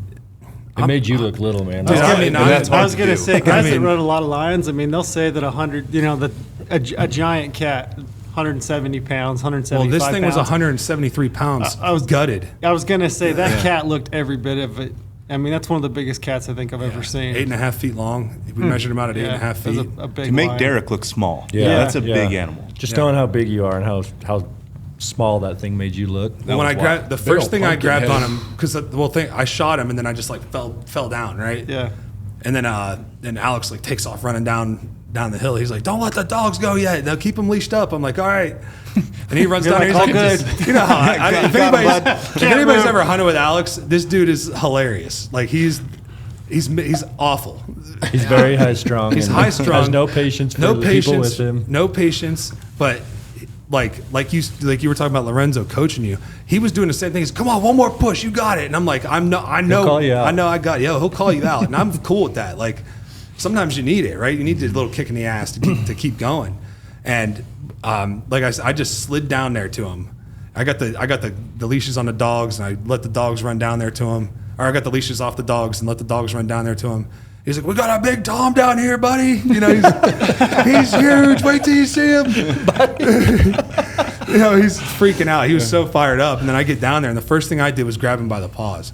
And I couldn't believe, because I got big hands. You know, it's 11 and a half inches from the tip of my pinky to the tip of my thumb. It's 11 and a half inches. And his paws were like fitting right in there. Holy smokes. And they were, you know that because they measure that in the NFL. Yeah, right? they measure Just it. the weirdest thing to me that they do, but they must have some kind Well, of it's data. like if anybody's ever been to a stock show, it's the same. The combine is a stock show. I mean, they walk you out there in your underwear. And look at everything. In a big line, in a big so line, it in a is, big yeah. line. We're in a big line, just waiting, walking in a line, and we get up on a stage and they weigh you, they measure you, they measure your hands, your wingspan. I always thought the hand thing was They measure so your weird to feet, me. they measure your legs. They're like, Every time they is. go up, you go up to that ruler thing and measure your hand. I'm like, this is the weirdest Yeah. test.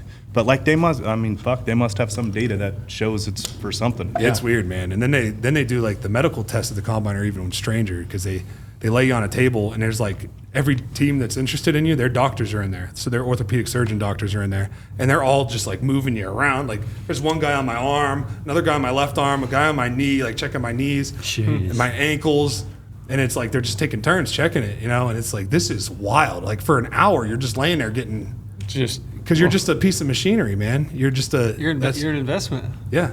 Literally. All that matters. Yeah. Well, you're a rancher. What happens when a piece of machinery breaks down? If you can't fix it, what do you do? Replace it. Yeah. Exactly. So Yeah. what happens when you go buy a car, right? You test drive it, you check under the hood, you check the oil, make sure the oil's been changed, check the Carfax, and that's what they're doing. They're Tell just, me they checked your oil? they check everything. They check your pee. They check your pee. They check measured your balls, everything? They check everything. It's so crazy. They check everything, man. They do everything. You get MRIs and different scans and stuff. It's wild. That is crazy. So crazy, man. I got a question I want to ask before I forget it. But so I've got 3 boys. I've got my oldest is 17. He plays high school basketball right now, and he's really into it.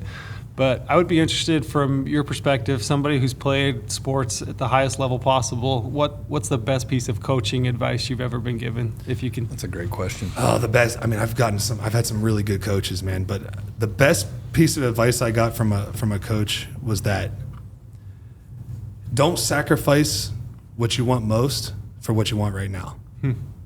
And to make sense of that is like, you know, for example, right, you have to sacrifice, right? So when you, especially in college, when you get to like the college level, all of your classmates and all of your, even your teammates are out fucking around, partying, and, you know, doing shit that they shouldn't be doing, or really like all the other college kids being get to your typical experience. But college kid. you have to just don't sacrifice what you have in the long run, what your long-term goal is for what you want right now. And that was like the best piece of advice I ever got because it just stuck with me. And Lauren Landau told me that. And he was, you know, he told me that the year before I was going into the contract year, we won the Super Bowl, I got a big contract. He told me that because he saw that I had a little bit of wild in me. I was a wild. Ask any of my team, I was fucking wild. Like I can only imagine. Like I would work hard, but I played even harder. And he was like, you know, hey, bud, put the tequila down. Don't sacrifice what you want the most for what you want right now. He's like, I know what you want right now is to go have a good time, but let's lock it in. Like, let's lock it in for this offseason and let's put it together and let's go win a Super Bowl. And I was like, all right, let's do it. And that was like, and then that just stuck with me. And now it's just rolled with me into life now. That, you know, I'm not going to sacrifice, right? I'm not going to sacrifice my marriage for this one, you know, Jezebel, right? Like, I'm not going to do that. I'm not going to sacrifice my family for this one little piece of fun, right? It's stupid. And that's like the best piece of advice I ever got as a player. Long-term perspective. One time Peyton did tell me, the more plays my rookie year, Peyton Manning told me, he's like, the more plays you get, the more pussy you're going to get. Peyton Manning said that? Yeah. He's like, He so comes don't- across he's like, as so, like the Yeah, button up, huh? yeah, he's all buttoned yeah, up. he's buttoned up, but he likes to have fun. You know, kinda- he's like, yeah. listen, man. He's like, I know you guys want to party. I know you want to. This is at like a breakfast, right? We're like at breakfast, and he's like, I know you want to party. I know you want to have fun. He's like, but listen, let me tell you something. The more plays you make, the more girls you're going to get, and I was like, all right, that makes sense. It makes total sense. So, and he was right, and he was right, that's the way it goes. But then once you get that's the crazy thing is the transition in the league is coming in as a single guy and your first 4 years, then transitioning into a married guy with the kids and a wife. And it's I can't imagine. It's a whole different life. It's a whole different life, man. It changed my world. And like when I found out I was having a daughter, man, it shook me. I was shook. Because I was like, oh shit, like the responsibility that I felt immediately was incredible. And now it's just, she's the joy of my life, man. She's everything. So it is, she likes to hear, she's the best, man. She's daddy's girl. She wants to hear about the wildcat at night, right? That's like her favorite story is me to tell her about the mountain lion. Yeah. Like she wants to hear that story. That's like her bedtime story, That's awesome. That's pretty cool bedtime story. It's really awesome. So it's fun. Yeah, Peyton, I mean, look, when you're a leader of a locker room, I mean, They called him the sheriff, man. Yeah. They called him the sheriff, and he but- was the sheriff. But like, you better believe that post game, we get a win on the plane ride home. He's cracking some Bud Heavies, straight diesel fuel, man. Straight diesel, huh? Yeah, and he's a good old boy from New Orleans. He's a Southern boy at heart, and he just likes to have a good time and wants to win. He's a competitor no matter what. I don't know if anybody watched the Pro Bowl flag football Pro Bowl this year, he was like legitimately pissed about the last play, and that's real. He really cares. Like, he does not want to lose. He coaches his son's youth football team, right? And it's like intense coaching out there. I can only imagine. Like they have like meetings and stuff on with the coaches, like in Little League football, So That's so awesome. he's like he's like as far as a competitor goes, like at the highest level, this dude did everything like a professional. Like he would watch film in the cold tub with his helmet on, stuff What? like that. Yeah, yeah. He'd be pretty wild to see. We played a Yeah, in game. cold tub with the We helmet. lost to the Ravens in 2012 in the playoffs. They went on to win the Super Bowl, but we lost to them, and it was -14. It was freezing ass cold out there. I mean, we were all frozen. And so the next season, in training camp, he had a bucket of ice water, out there, and he was like, stick his hand in it and hold it there for like 30, 40 seconds, and then snap the football, catch it with his hands ice cold, and throw it. And that's Just to practice for those moments. because he was like, I need to practice that, and like I need to practice my hands being cold. That's the kind of guy he was, and I it was just respect to that be shit so around much. that, I to love be that. around that, just like Yeah. and his And level of motivate, too. preparation and the way he practiced, like And these are the little things that, unless you have access to people like yourself that have witnessed it firsthand Yeah, and for can sure. share, these are those little nuggets that you don't Yeah. ever get to see, right? Yeah. Oh, this is the good shit. I'm sitting here just beaming. Yeah, this is this is- fantastic. yeah. I I know, love it's this crazy. stuff. yeah, it's amazing. I got to be around a lot of really just unbelievable Hall of Fame caliber players that are first ballot Hall of Famers. DeMarcus Ware was another guy, like I mentioned earlier. This dude, I mean, every little detail was just like he would watch the quarterback on like when a quarterback snaps a football, they'll do this, they'll stomp their foot.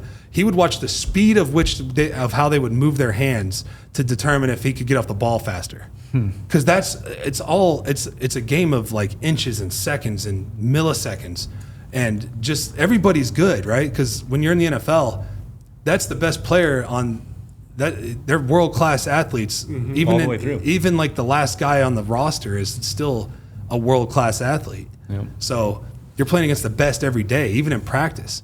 So you're just like constantly in competition mode and constantly in trying to find what can make me a little bit better. And it's doing that has made me a better hunter because now I get out there and I'm like, okay, what can I do that the other guy's not doing? Yep. Right? What is this guy doing what's he doing wrong, right? How can I find, like with animals, right? How is this deer moving? How is this elk moving? Yep. What areas is he sleeping in, right? Finding just the little things that can give you the edge. And that's how I learned that kind of thing from Peyton Manning, from DeMarcus Ware, and I just took that into life because I didn't have a father to teach me those kind of things, right? So those guys were always like a father. Like Peyton I was 7 years old when Peyton got drafted in the NFL, right? So his first year in the league, I was 7 years That's old. fucking crazy. So I looked at 7 him years as like old? he Yeah. was like a father figure, and he's like been a great friend to me still. And that was how we talk about guys that like I talk about Tom and how every teammate of his never has anything bad to say about him. They're always Tom is like a guy. He's one of the guys, and it's being relatable. I talked to you about why that's what makes you such a great leader is that you stay relatable. you are so relatable to the rest of your business and your company that you treat everybody the same, you talk to everybody the same, and that's how Peyton was. He treated the 53rd guy on the roster just like he treated his starting running back or his starting receiver. He treated everybody the same. And that's like, to me, that's like the sign of a good man, right? How do you treat the guys that can't do shit for you, right? Yeah. Well, look, I mean, the way I am and who I am, it doesn't matter if I was Elon Musk. There is still nothing more than I would love to just go hunting with us. You know what I mean? Even if I was on that level. Like, so I am the consumer within the industry. You know what I mean? Yeah. Like I am that at heart. That's literally who I am. That's why this is such a great company. And I don't have an issue with that. I don't want to be known for anything else than just being like a guy who can show up hunting and we go hunting. You know what I mean? Like, that's it. That's all I ever cared about. Right. That's it. Well, that's what I was talking to Brian Barney about over at Eastman's. He was like, "Oh man, that's pretty cool. You're gonna be on the cover of Eastman's." This now I was like, "Dude, I've been on the cover of Sports Illustrated a couple times. I don't give a shit. But I made Eastman's. Are you kidding me? Yeah. It's pretty Like, cool. it's pretty badass, man." I was like, "This is awesome." Yeah. You know, so like to me, like making the cover of Eastman's was like that was everything. I kind of feel weird making this comparison because it's vastly different in like the level of level of talent output, whatever you want to call it, to be at like the highest level of, less than 1% of 1%.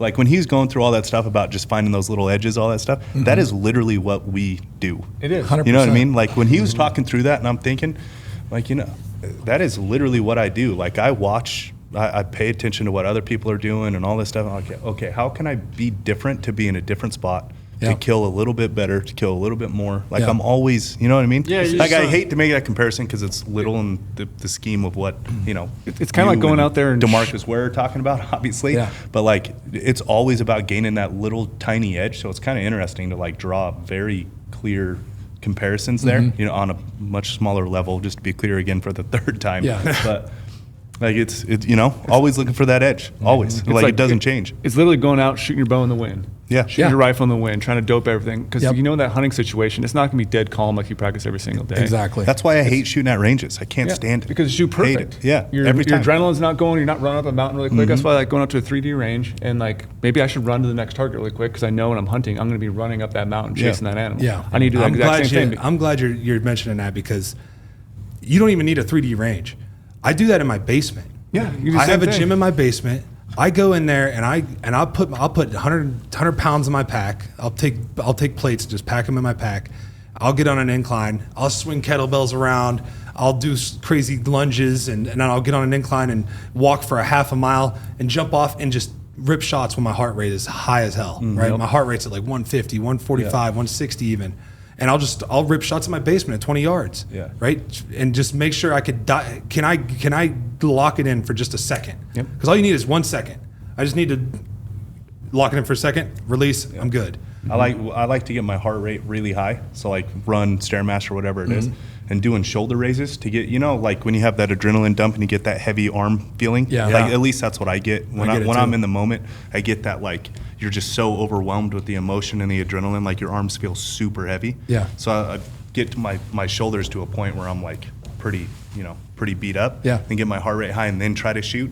That's Where done. the bow feels just so Yes, heavy in where your like arm. you're trying to when you pull lift that up. trying to lift that But 10-pound bow. and it's- doing it with a rifle at like long distance, like That's when all that practice plays out. Well, that's Yeah, the you hard. to know it. The hard part is the adrenaline heart rate is way different than You- just a high heart rate. Because like high heart rate, you get your heart rate to 170, 180, 185, whatever it is. It doesn't have that like deep pounding thump. Yeah. You know what I Doesn't mean? feel like Oh, it goes exactly through where it's That at. adrenaline, the adrenaline heart rate is like it's like There's a really deep no- pound in your There's no chest. feeling like There's it. literally but, no feeling like it. but to me, Validated by a guy who's got some pretty crazy experiences. Yeah. To say the same. Yeah. but to me though is I don't want to feel that shock of holy shit, my heart is pounding out of my chest and I can't breathe. Yeah. On top of the adrenaline, I'd rather know that I've made myself feel this way. And I like I said, I practice like I play, right? So I am going to put myself in that situation, right? I'm going to forge myself in the fire first. That way it's not a shock to my system when I get out there. Because it's going to be a shock. If you've never done it and you've never had an elk just screaming and it rattles your chest, and you're like at full draw and you're just like, I mean, it'd be easy to screw it up, and that's why a lot of guys screw it up because they haven't practiced. Especially if you come from the East Coast or from a lower altitude area, and you get into those high altitudes, you can't catch your breath, so you have to practice. I do crazy things. I'll practice belly breathing, taking deep breaths, doing double exhales, filling my lungs and filling my belly full of air, and then releasing it slow so I can get all that oxygen. And people they start panting and they hyperventilate. They don't know how to get it under control. Right, because they panic. Yeah. And we've talked about this on a previous podcast. Might have been like our first or second one, but the process. That's what I like about having a process. Exactly. Yeah, the interesting thing is like it's everybody I know that does the thing the very best. Like whether you're talking, your level in athletics, or you're talking somebody that's like top level bow hunter. Every top level bow hunter still feels that same way that I feel. They feel the same. They say they feel the same adrenaline dump, the same emotions, the same overwhelming feelings. It's just they've developed the ability to handle it, to control it. To navigate it. It's not that they don't feel it; they do. They just can handle it. That's the process for me is what helps me manage that. Yeah. Like I have my process. Like I carry my bow release in the same spot. I have the same process every time I go into kill mode. It's the same. I do the same things. Same steps 1, 2, 3, 4, 5. Yep. You grab the bow release, hook it on, take the deep breath, settle the pins. It's always the same thing. And a perfect practice makes perfect, right? Yep. Practice doesn't make perfect. It's perfect practice makes perfect. Yep. That's why I can't stand going to the range. Like you guys know my theory on my archery hunting. It's definitely interesting. Very interesting. And I have, but it works for you though. It does work for me because I don't want to develop range practice or like range process, right? So I truly believe the only way to get good at killing is to kill. Yep. So like my biggest advice to everybody always when they ask about, hunting, like those guys we ran into at the Western Hunting Expo and they were asking about getting into, they had moved out west and they were asking Trail and I about how to get good at it. Said pick up any and every tag you can. Doe tags, cow tags, doe antelope tag. It doesn't matter what it is. Just go practice killing because it's like it's your only thing. It's like the only way to actually get good at that. Yeah. And so bow season for me, I'll only shoot my bow once a week, maybe. And I'll only shoot, maybe a quiver of arrows, maybe 6, maybe 10 if I'm not shooting great. And I'll try to like fix that last little bit. But I don't want to develop a range practice or a range process, right? Like I don't want to get good at a process at the range. I have my process when I hunt, and I don't want anything to start like interfering with that. And it's worked for me. Yeah. Like I haven't developed any you don't There's shoot like targets. a transition no, too. I don't shoot targets. I'll shoot, like I said, once a week going into a big hunt. Like I'm going to try to kill a couple. I have a stone sheep hunt this year. I'm going to try to kill it with my bow.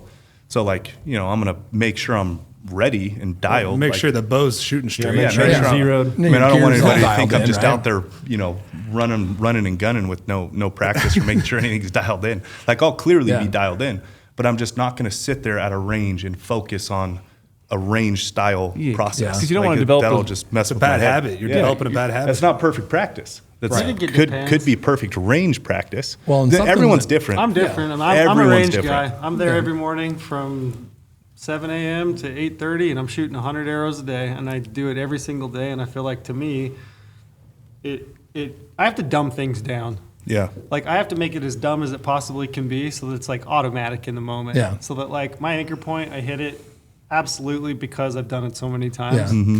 So I think it's a little different. It's a little different for It's everybody. that muscle memory type. Yeah, Well, it has to be. And that's why I'll shoot once a week is to Yeah. drill in, Yeah. my Your anchor and- anchors and my buttons and all that stuff. Like I will do that. And obviously, like I've grown up shooting a bow for a long time, so I've done it a lot. Yeah. But like my mind, I'll get ahead of myself a lot. And we talked about this in Travis Nawantney's podcast. Like my mind will get ahead of me and it'll create some bad thoughts and habits for me. So that's what I manage mentally for myself is like not letting myself get ahead. Yeah. So that's why I can't do that. I'd start getting, I wish I into could do your that head. honestly. I'll start getting into my head, like deep into my head, and then I'll start fucking things up. Well, and something that you said that kind of struck me, because Clay has said this a gazillion times, and that is, making that transition from a hunter to a killer, because there are lots and lots and lots of guys that hunt. But when you start looking at elk, or you start even looking at big deer or antelope, whatever it is that you're pursuing, in that moment, can you transition from the hunter that got yourself into that position to being the killer To now being and the make killer. the shot, Yeah. when it counts? And That mule deer we did, was one of those We went straight situations. kill mode. Yeah, we went straight into like. I I'm not out here genuinely to think fuck though around, you know? that's your athletics though too, to go into kill mode. I do because my wife, she highest level softball player. She made the Olympic team. They did away with the Olympics, so she didn't get to play, which is total bullshit, by the way. But anyways, like she transitioned very well into archery hunting because she had that like high level athlete, and I saw it. I obviously haven't like been with you in the learning process, but with her, I saw it transition immediately that she was able to like go into that focus mode.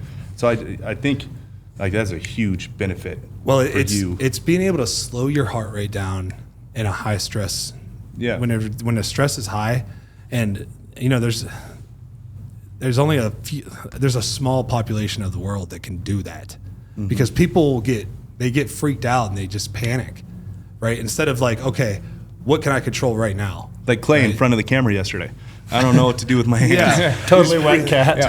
Just went straight wet cat, didn't know what to do. I was like, just take Car a work breath. good. Just Like, relax, like you're talking relax, to man. like you're talking to your boys, you know. Yeah. It's and that's so like on that mule deer I knew it was gonna be I knew we were gonna take a long shot, right? So I'm in full draw standing. I'm at full draw. I don't even see the deer yet. Clay's like up on. Are you talking about Forcosaurus again? Yeah. Yeah, your deer that you hunted 10, 12, 15 Yeah, he days, was whatever like- it was. Clay's- He got it killed in one day. Yeah. Clay's like, go to full draw and then just step up here. I was like, all right. So I'm standing in the water, go to full draw, and I step up, and I like peek my head up, and there he is. He's walking, and I was like, oh shit. I was like, how far is he? He's like 90, and I was like, and he keeps walking. I was like, how about now? He's like 80.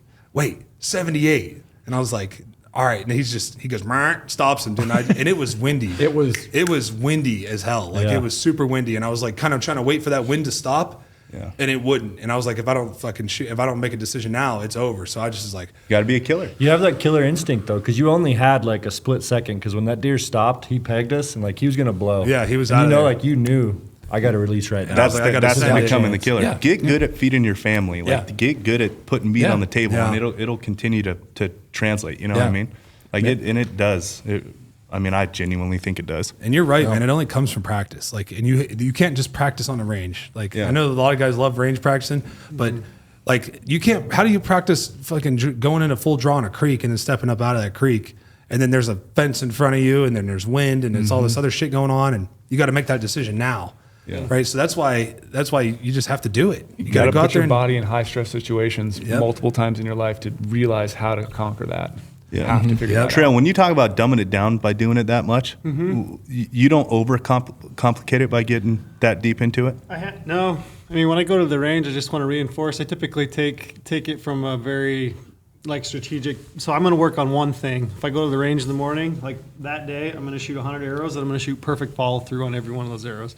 And that's all you're focused on That's is all I'm just thinking follow of. through. The only thing I'm thinking about is follow through that day. The next day, I might just think about anchor point. You know, I might think about timing. I want to make sure that I release an arrow within that 7 to 8 second window. You know, I pick one thing and I work on it. And like You're I said, not paying attention to your arrow pattern, nothing? I'll track. I'll keep score a little bit sometimes, like as I get into the summer. But a lot of the times, I'm just working. I'm picking one thing. I want to do that thing perfectly on every arrow that day, and the next day I'll do another thing. And I just want to reinforce good habits and build out habit.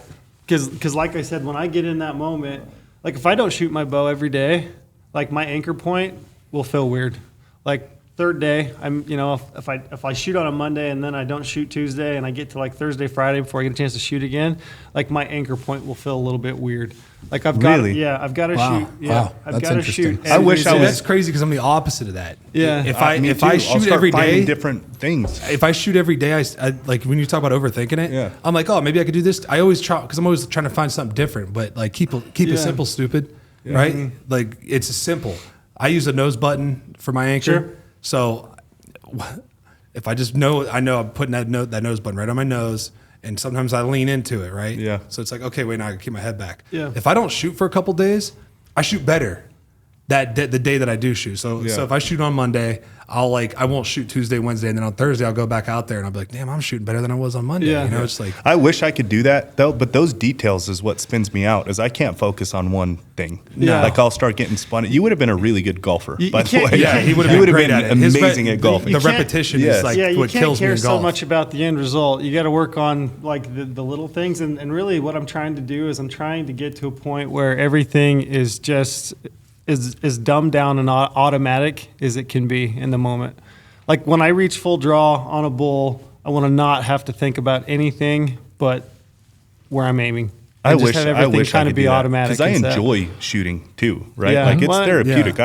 I enjoy the shit out of it, so I try to enjoy it as much as I can while I'm doing it. Yeah. And like, but then I have to rein myself back in and like not start developing bad habits and Yeah. trying to change things. Like maybe I could shoot a little better if I do this or that, or I start to tinker. I'm the same way as Derek, so like I'll get myself spun out if I shoot way too much. Well, that's why I don't worry about like people are like, how much is your arrow weigh? And I'm like, I don't know. Yeah. Because I don't like to pay. If I start paying attention to all that stuff, it's like, look, dude, I put a broadhead on there and I shoot him. If it shoots straight, then I'm using it. Yeah. Like that's all I care about, right? But Yeah. people are like, they get all geeked out on the numbers and what. Well, your the funny arrow thing weighs about you is that like it would be applicable to no one.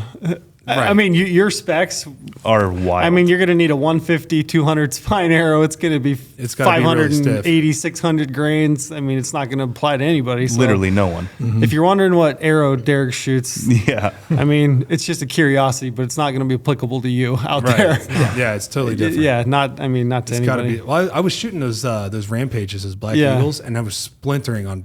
Like I'd shoot at I'm a sure. target, and they just were splintering, and I'm like, It would have to be. dude, I'm like, a all my super arrows are stiff arrow. getting ruined, right? So I switched to those TKOs because it's the stainless. Yeah. It's the stainless steel, and Yeah. they infuse it with carbon, and I've no The VAP issues at SS. all. They fly Really? way better.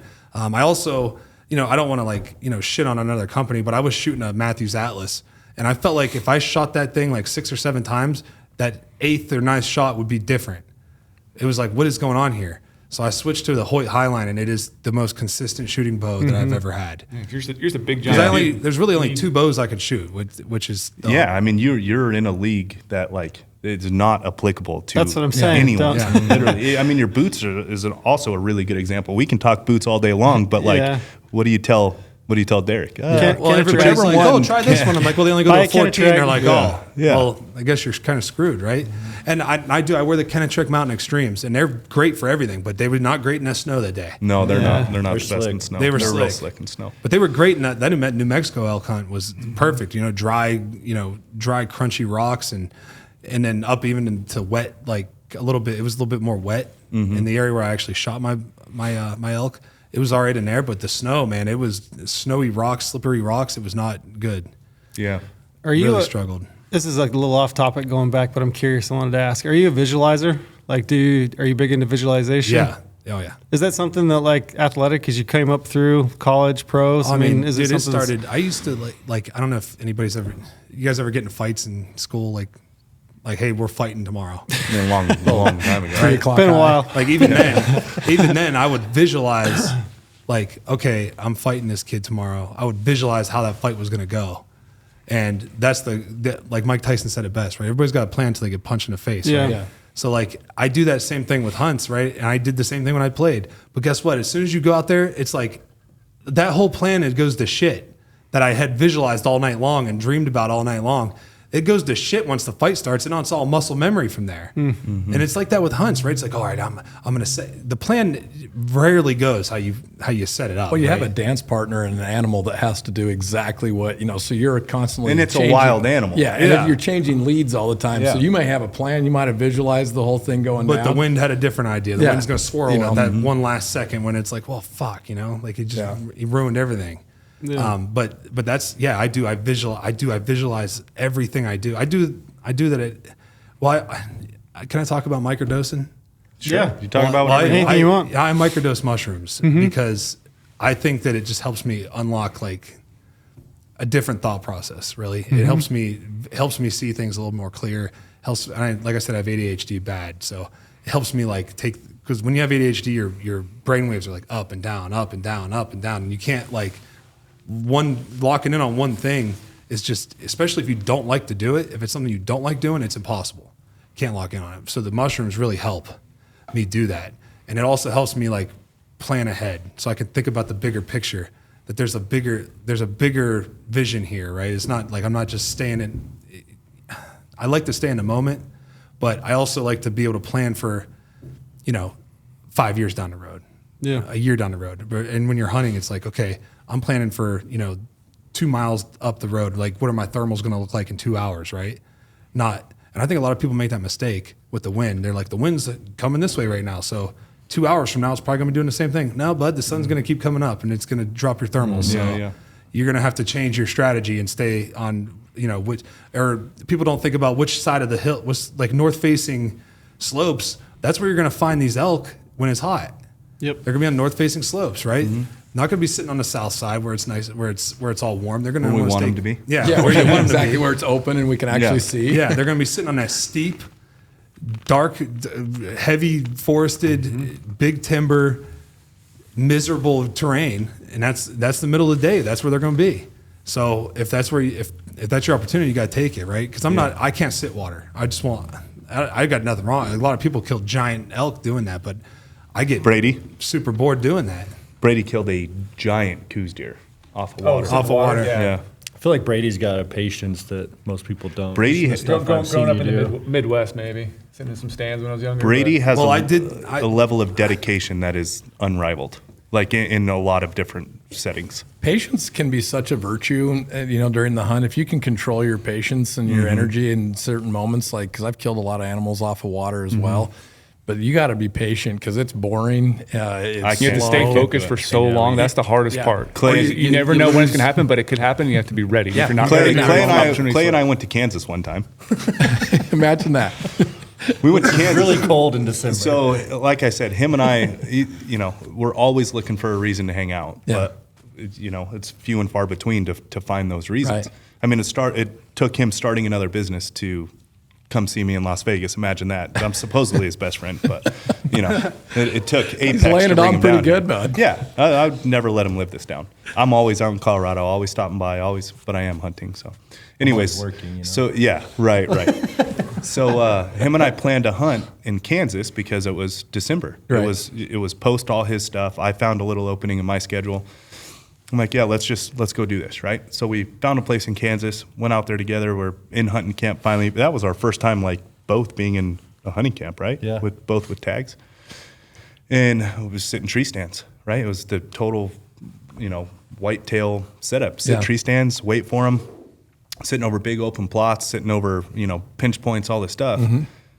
Was it the first day? First day.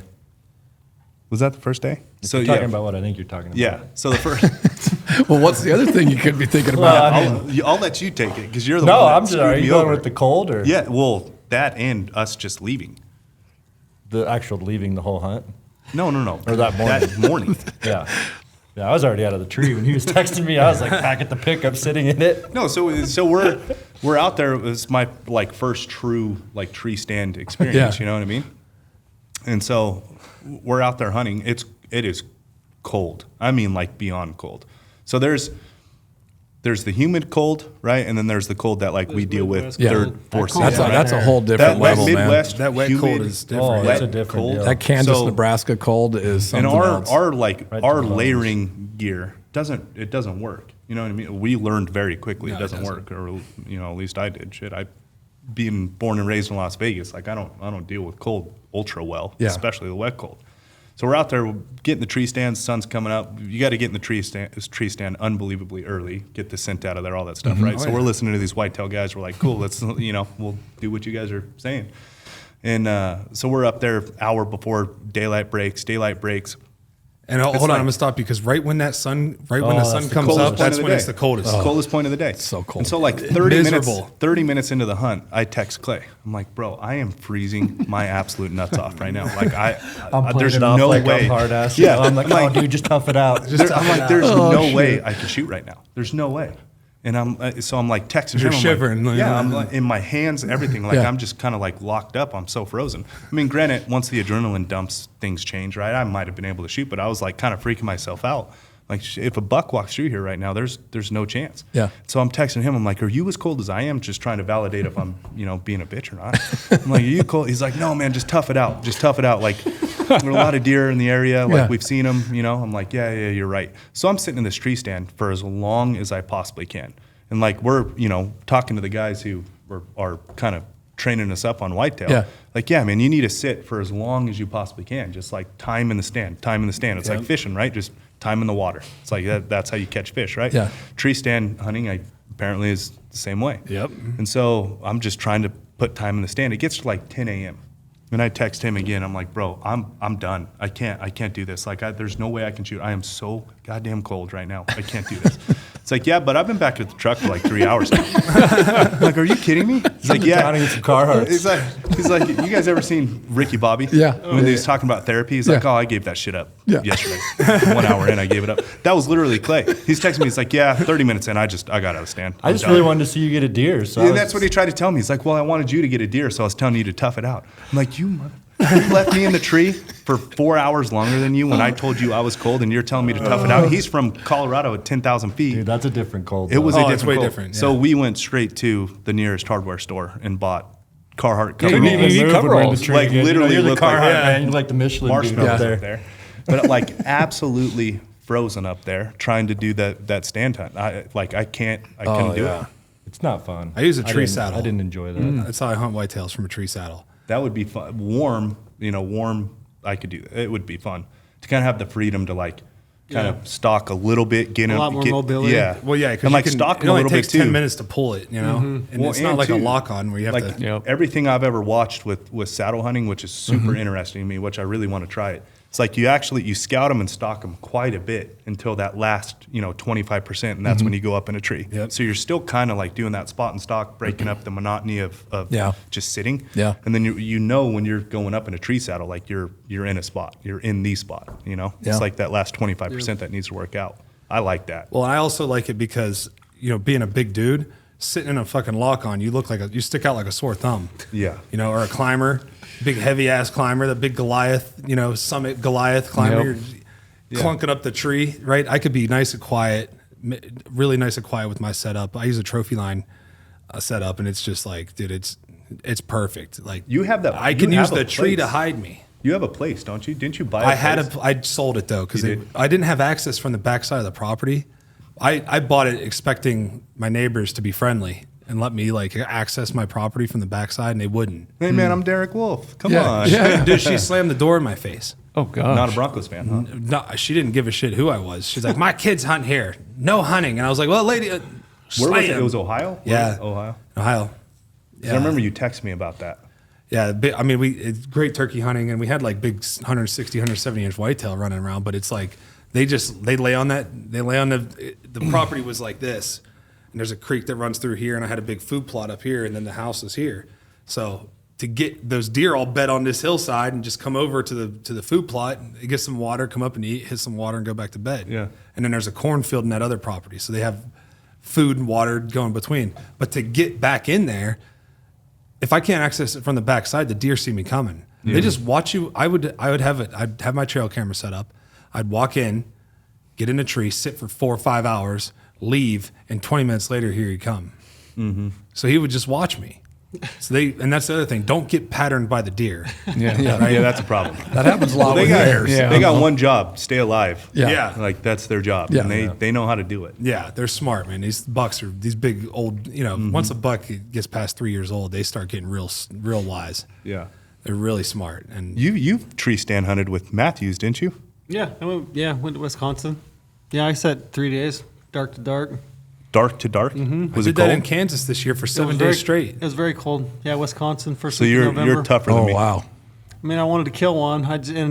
You're a lot. Well, shit, I wanted to kill one too. You're I just a don't- lot I don't tougher know. than me. I mean, I did talk to those guys before I went back out, so I was pretty well loaded up on all the warm gear that I had. I mean, I was complete down. I mean, I had every warm piece of equipment I had. So I wish my professional hunting best friend would have filled me in a little bit. I had no idea. either. Dude, I Caught me off got guard, my too. ass kicked in Kansas this year, and it was the second week of November, and the weather was kind of warm, so it was like it'd be freezing ass cold in the morning, so it'd be dark and you'd hear the deer all moving around you, and then once the sun came up, it'd be like 60 degrees. You know, they're not moving in that.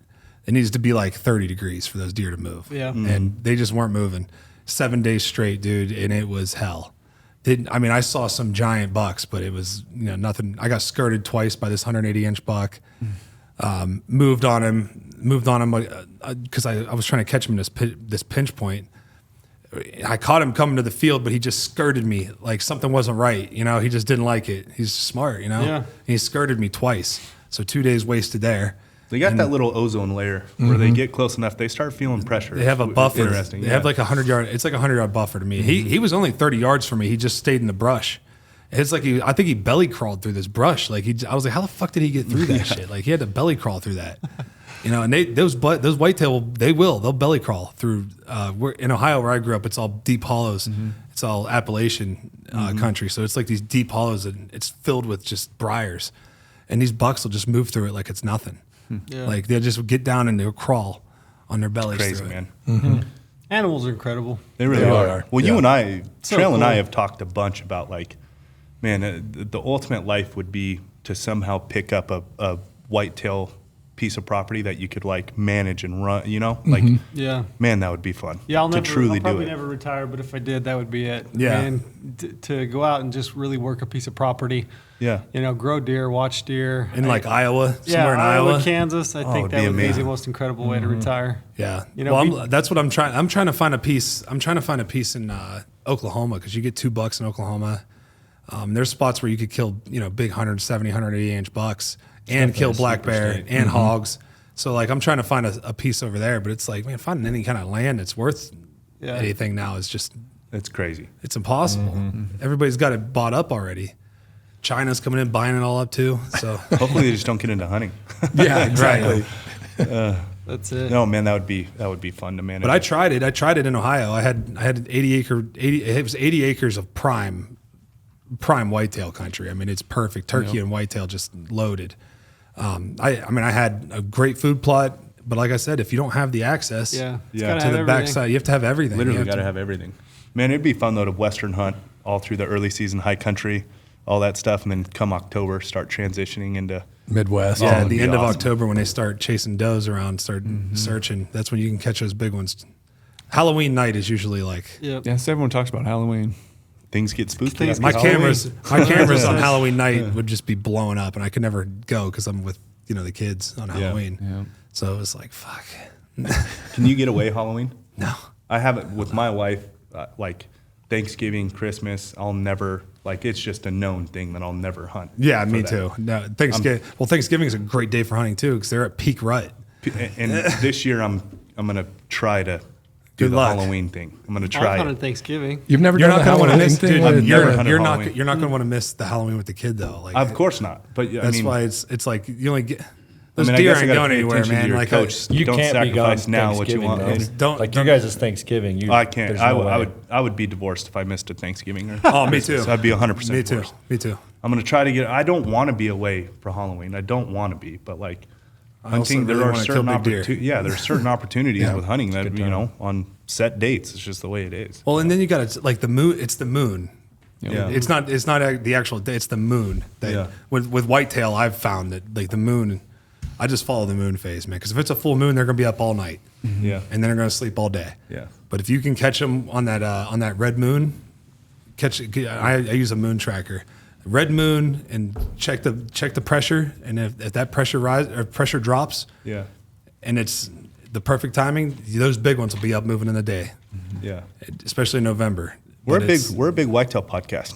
How about that? We're a big whitetail Well, dude, podcast. whitetail- Didn't see that coming. If you grew up in the Literally, most Midwest, of us man, know the nothing big, about Nothing whitetail. about the it. moon track. Five or you're six. talking about? I've Yeah, hunted 'em- everyone has I've that. hunted 'em Oh, yeah. one Run time. around, you know exactly. what's everybody gonna knows happen. what the moon's doing. Everybody knows, like these old timers. Like people talk about all this camo and all this and that, but dude, these old timers where I grew up, they wore fucking Wranglers and red flannels and We smoked talked about that Marlboro all the time. Reds. Yeah. They You smoked go- Marlboros and cracked freaking bush lights out in the woods. Bush and, lights. and all they Oh, God. they would keep a feather. They would keep a feather on a string outside their bedroom window, and they'd wake up at 4 a.m. and look and see what way that wind was blowing. If it wasn't blowing the right way, they'd go back to sleep. Yeah. And they'd wake up, and if it was blowing the right way, they'd wake up and they'd go out and they'd kill a giant. Yeah. Every time. Well, you go back into the archives of Western hunting. It's all Wrangler jeans and flannels, international scouts driving roads. Like, I mean, they killed absolute giants. And doing that's really not that long ago, because just in my own, Yeah. hunting career, go back to, some of the pictures of your my big 72 bucks. years of hunting. My career. 72 years of hunting. Every time Lorenzo and I talk, I get a little bit older. But no, I go back and like into the late 90s, I was still hunting with, just a pair of Danner boots and Danner pronghorn boots, Wrangler jeans, and a flannel. And, that's what we went out and we hunted in. And really about the first of this, what do we call it? New century, I guess, or whatever, we started getting into all this technical stuff, and the hunting industry's evolved quite a bit. But the same hunting skills and capabilities were the same in the 90s, 70s, and 80s, whatever. Yeah. Right? And now we have all this incredible gear. Like, looking here, look at the boots, man. They like that boot rack right over there. I think about that, and I'm like, oh my God, that's like I can't say this on. That's a dream. Yeah. A certain kind of a dream. Like, I love boots. I'm a boot, fan. You and Trail would get along well. Oh, dude, I There's love only one boots. boot over there I can wear. I love boots, but I mean, we didn't have that. We had Yeah. like Irish setters and Danners and like, old boots Rocky. and Rocky boots and stuff. I mean, it's come a long, long ways, and it's cool to see where it's going. As long as we never lose that heritage piece, you know what I mean? That always keeps us grounded and back to the good old days. And now you got good supplements too. That's what I was gonna say. Good, Yeah. good transition Yep. to talk about your Yeah, supplements. instead of Well, Marlboros and Bush Light, you get Yeah, instead of tobacco Do you and have a Bush Light, Marlboro we actually flavor? have some real stuff. We don't have that. We don't have that yet. I was going to start digging in on your past too, because you have a pretty interesting past as well, just with what you did. Scientist. No, I'm not a The distinguished scientist. scientist. This is why I like to make him sound older. He's a than he man really of all is. trades. He really is. Distinguished gentleman. You know this guy. This guy does business deals in fluent Spanish. No problem. Sí. It's incredible. Bueno, yo puedo hablar español si quieres, entonces vámonos, Where'd you güey. learn to speak Spanish? I lived in Spain for a few years, but growing up it started when I was a kid. Did you ever kill ibex when you lived over there? No, no, I Just was straight over there. work? Yeah, just straight work stuff. And so, but no, it started when I was a little kid. I grew up in southern Idaho, out in the ag country. And so most of my friends in Marcy, Nampa, and Caldwell area in Idaho, they were, Spanish. they were, migrant kids, and so I started learning a little bit there, and then I studied all through high school and had an opportunity to go and live in Spain for a couple of years, and I took that opportunity and took it serious. I was with a lot of other Americans while I was there, and it's kind of a sad thing when I look back on it that I took it really serious and tried to learn the culture and the language and speak with them in their native tongue.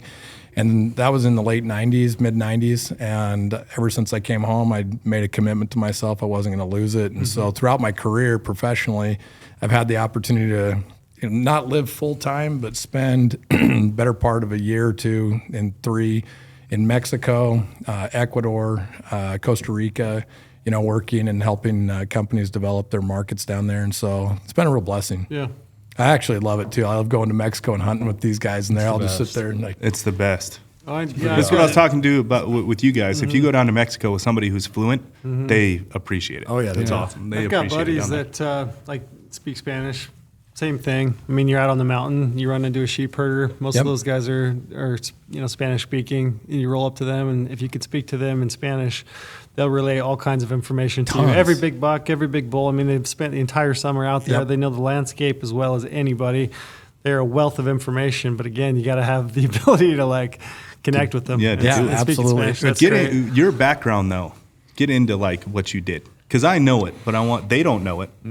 yeah. And I want other people to know it. No, I, after coming home from Spain, I finished school in the University Wait, of hold Utah. on, hold on. Before can we take a piss break? Yeah. Yes. Yeah, absolutely. I don't want to Thank like God. interrupt Thanks you. for No, saying no, it. you're good. I got you're a good. piss bag. If we I'm can't, gonna All go right, where I need we'll to. be back in just a second. Yeah, All these thank you. guys got pregnant bladders. All right, so we're back from the pee break, and you were getting into your history. Oh yeah. Where were we at? Were we talking about? We determined that you spoke Spanish. See. Very, very well. Played, well played. Yeah, no, I do speak Spanish. I enjoy it. In fact, like we were talking about being able to speak Spanish out here in the West, there's a lot of like sheep herders and stuff. It's been a blessing to be able to, communicate with those guys. They spend more time on the mountain than anybody can. So, yeah, they've helped me kill a lot of elk. How'd you get into this? Yeah, what is your history in? So it's kind of crazy, man. Like when I was a kid, thank you. I never in a million years would have thought that this is what I was going to do for a living, work in what we call the nutraceutical industry. Never thought that that's where I'd be. I moved to Utah. I went to finished my undergrad degree at the University of Utah. And kind of a joke inside of the state is that, the Wasatch Front's considered Vita Valley as a percentage, a large piece of the state's GDP is derived from manufacturing and product development. And just so happened my first job right out of college was with a large organization in the industry. And I had an opportunity to start, kind of growing and learning. And I was always on like the back end side at the beginning. And so I was doing like systems and administration and, it was like right at the beginning. This is how old I am, Lorenzo. We can bring this up again. Exactly. But this was before web e-commerce was even really a thing. And so that was actually my responsibility for the company that I worked for at that time, was to help roll out an e-commerce platform. But anyways, my interest in it continued to grow, and I had an opportunity in 2003, 2004 to go to a little tiny essential oil company of all things. And I know I'm on a man cast here, and we're talking about, cool things like hunting, and I've got a Super Bowl champ sitting right next to me, and I'm the essential oil guy. I mean, that's he's really tough, guys. Yeah, so we were doing essential oils, and you're talking about your nightly skin routine. Yeah, I had a great. I mean, as you can tell, I'm 72 years old. I'm still glowing. I might be a little gray. No crow's feet whatsoever. No.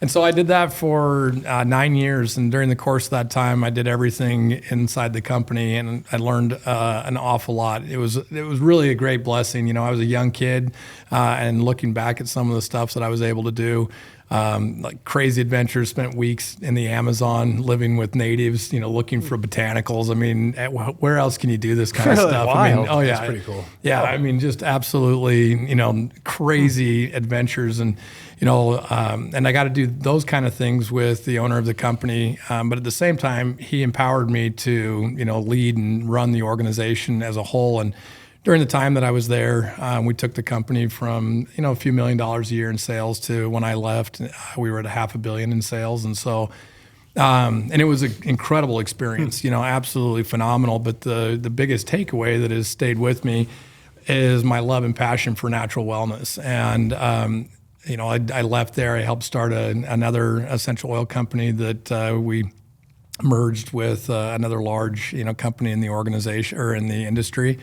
We did that for 7 years, and I had a lot of success with that. And that was spun off and sold in 2019, 2020. And since that time, I started taking all of my knowledge, my relationships, and helping to develop, products inside the industry for large companies. We have several SKUs with very large organizations inside of the nutraceutical industry. But one of the things, going back to the very beginning of the podcast, is that there was an interest from the time I met Clay, when we were just out hunting deer and, hanging out in the hay meadow, actually, after he left me. And I also have video of him, by the way, snoozing. He was sound asleep. My first guided hunt. My first guided hunt. Your guide's fast asleep. He leaves me for 3 hours, and, and I don't know where he went, tried to take a nap, but then he came back and took a nap again. And I have video of me going, and here I am with the Clay Hill, and he's currently in hibernation mode, But anyways, going clear back to that time, he was started to ask me tons of questions about it. And one of the things I love about Clay, he's super inquisitive. He asks a million questions, and he might be one of the most well-connected people. As a guide outfitter, he's crossed paths with, some of the biggest swinging dicks, that the country has to offer, the industry has to offer. And because of that, and he is who he is, he has all these relationships that open up different doors and different things. And so the genesis of our Apex line of products really came from that conversation. And through that evolution, which is another reason why we call it Apex Next Evolution, is really because of the fact that we're always striving and we want to push ourselves. What's that next evolution? Because if you're not evolving, Derek, you said something earlier about complacency, right? It can become a disease. And so, if we can be putting good fuel into our body, and in the industry in general, there's like a good, better, best, kind of methodology to developing products. And unfortunately, there are compromises that have to be made. You're either a badass branding company and you skimp on the ingredient side or the product side, or you're a badass product company with not a lot on the marketing side. And so your traction and your placement in the industry, maybe either slow or non-existent, if that makes sense. Yep. So Yeah. So, I mean, I'm leading the witness essentially, if you will. But please lead, trail lead. So what's? I mean, I would assume that your emphasis. You're saying that you put a lot of time into development, R&D, and into ingredients, and looking at performance over marketing. Because I think we know. There's a company in our space that's a marketing giant. Yeah, pull no punches. I mean, they are. No, they're good, and I know the industry well. I know these companies very well. In some instances, we've even done some product work for them. But at the end of the day, coming back to like good, better, best, and looking at what we wanted to accomplish. I have a full-time day job. Clay's got a day job. Our other partners. Sleeping. A lot of snoozing. A lot of snoozing in his full-time day job. Yeah. But we looked at this and said, hey, if we have purpose-driven products and we have a good, better, best mentality, but instead of looking at the lower end, looking at the higher end when we're talking about ingredients and formulas and products in general, that became our emphasis. And it just so happens that one of our other partners that couldn't be with us here today, he has an incredible organization. I'm very proud of the packaging and the marketing and the look that we have. And it's because he is a very talented and creative, I call him a marketing genius. He's helped build some very, very significant brands. And having all of us working together and being able to recognize what we bring. I know what I bring to the table. I know what Clay brings to the table. I know what our other partners bring to the table. And we can help roll this out. And then being with GOHUNT, for example, and having an opportunity on what I call a pinnacle platform. You guys are the premier platform in our industry now.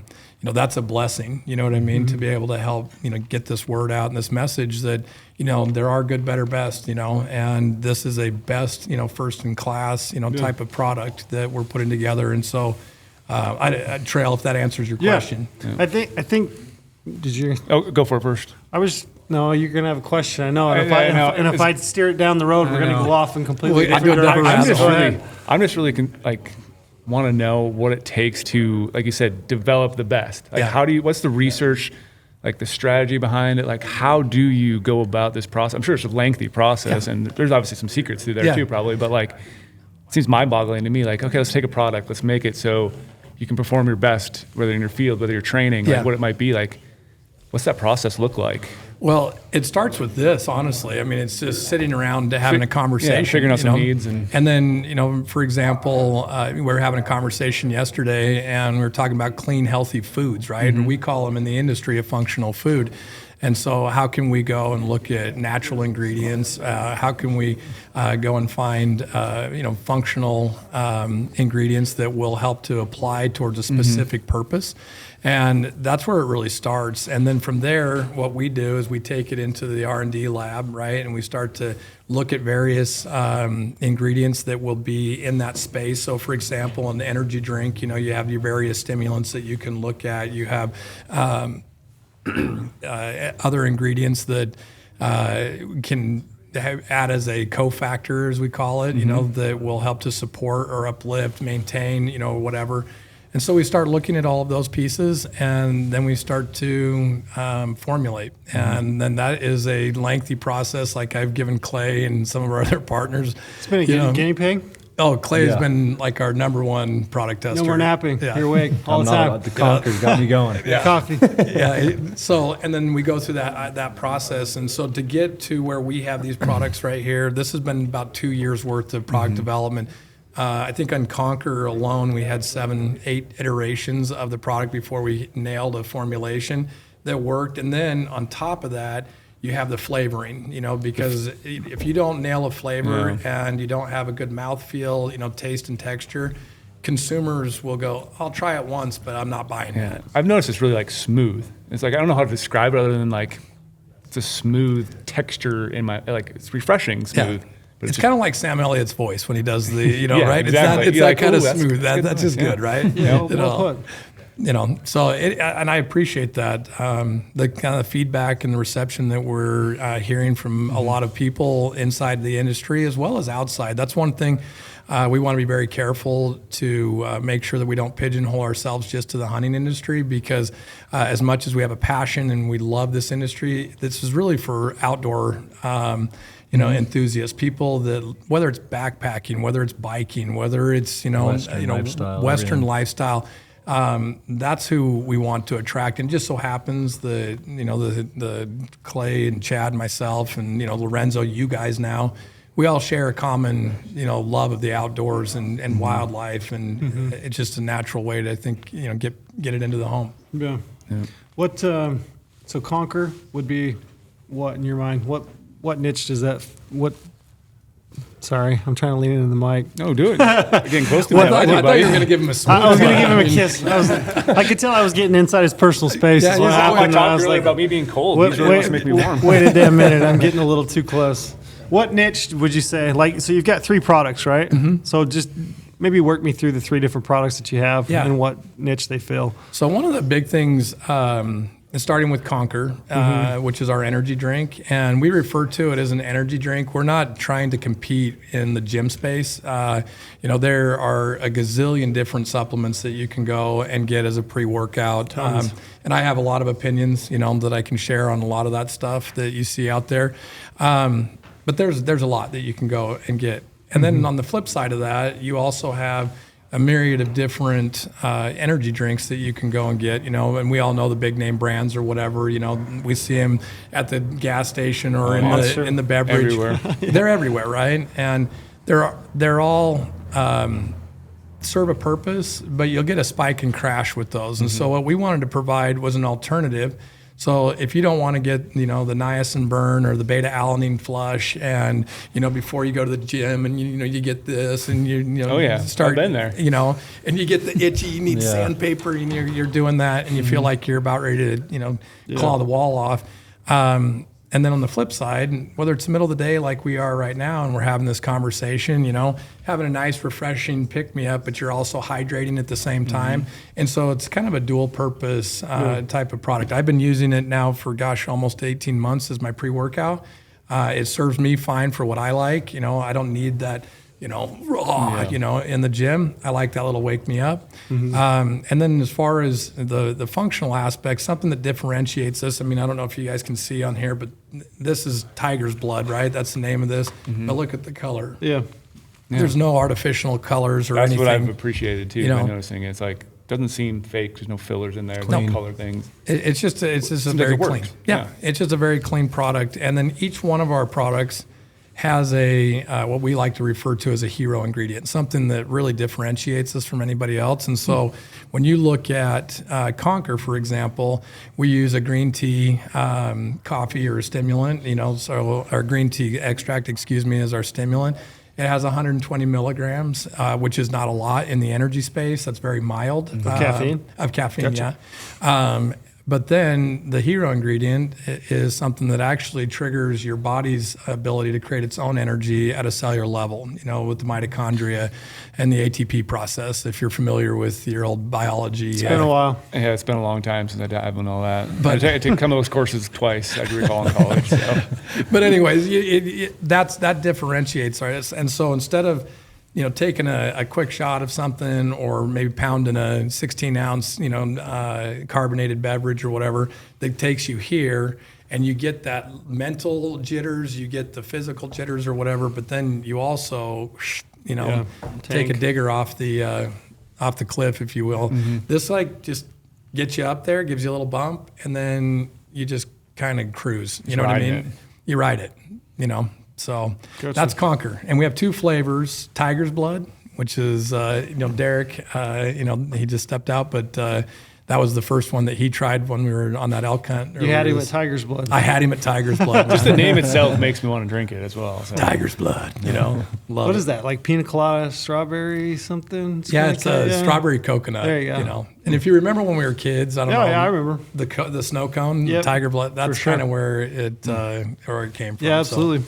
So what's you've got a recovery one as well? Yeah, let's talk about Quench Roll. We'll just go kind of Okay, sequentially. Yeah. And so Quench is our hydration drink, and it's I'm very proud of this. Hydration is a huge issue.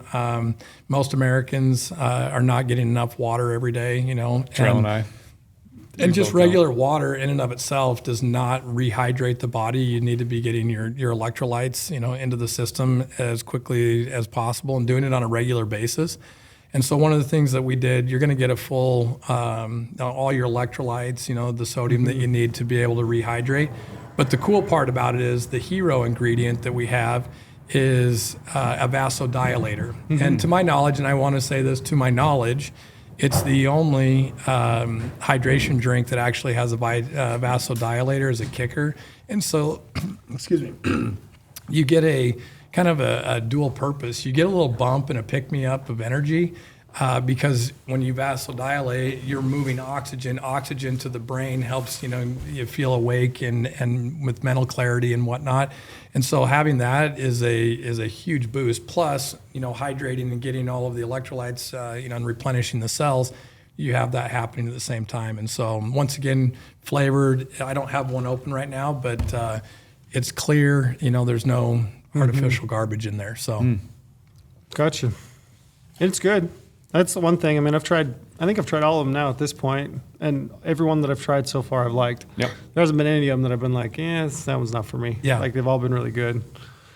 So you put all of them in an individual packet. Are you also doing tubs or just packets right now? no, just packets right now. We want to be portable and we want to be functional. And so one of the things that when you have your drink in a powder and in a tub, a couple of things that happen over a period of time. Every time you open that lid, oxygen gets in there, and so you start the oxidation process, which starts degrading, the active ingredients that are in there. And so it's no different than when you slice an apple open and you leave it starts to brown. Yep. The same thing's happening with the product. And so that's one. And then 2, you get multiple hands that start going in there. It becomes potentially a cesspool of microorganisms, right? So we're trying to keep that clean. Makes sense. And then the portability of it. I don't know about you guys, but when I'm on a hunt or I'm on a hike or out doing ranch work or whatever I'm doing outdoors, it's not real convenient to have my. So then what are your alternatives? You're looking at either those smaller little, hour drinks or whatever, or something to give you that bump. And so we want to make sure that it's super easy for people to use. And whenever you take a tub in the field, like having the truck or whatever, you open that thing up, it's windy. Like Yeah. that stuff's going everywhere. Yeah, You're You just need the making a mess. funnel. You got to make the paper funnel. Yeah, whatever where you this need. is like you just dump it in a small little bottle. It like goes Yeah. right in. You can stick it down in it first, and Yeah. then tip it over, so you get in everything. So you're not wasting Yeah. that stuff you bought. Yeah, Because at the end of the exactly. day, you're spending money on it, and it's going into the air. Yeah, exactly. Yeah, they're great. You just throw them like on a hunt. I can see myself. I have typically just bought the individual packets from other companies and thrown them, 1 or 2 a day, depending on what I've got going on. But yeah, they make total sense. You just grab them, throw them in your daily kit, and you're gone. And one of the things, with that being said, Trail, is that we also want to make sure that, hey, this is not just a post-workout or exercise. Going back to what I was saying a second ago, the average American is underhydrated, and so if we can give, and you start talking to people and you do surveys, and why don't you drink enough water? Well, I don't like water. So what are they drinking? Diet Coke? Yeah, they're drinking other Diet things Pepsi, to kind of prefer- their hydration preferably. in a way. So you start looking at all the things. They want something flavored. Yep. So if we can give you something that is good and beneficial, while at the same time, that's enjoyable to drink, we can get people hydrating. Yeah. And I could go into all the health benefits of just staying hydrated in and of itself, but But yeah, I want to make sure that this Off the isn't top just of your head, post. what are they? Just curious. Give me two. Give you two. Yeah, So- benefits of staying hydrated. Because I would. We had this big New Year's resolution podcast. We all talked about New Year's resolution. I'm terrible about drinking water, right?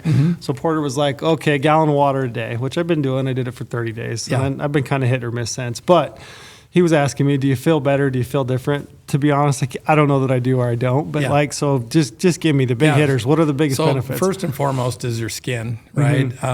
If you ever notice that when you're feeling dehydrated, if you look at your hands, You mean like the back of my hand looks like I'm 80? Is that? well, now that you mention it, Trail, yeah, it does. Yeah, I buddy, mean, you know. I'll pull it out. You know, Get a close up. Your skin first and foremost, but then also think of hydration, the rest of all the working organs in your body.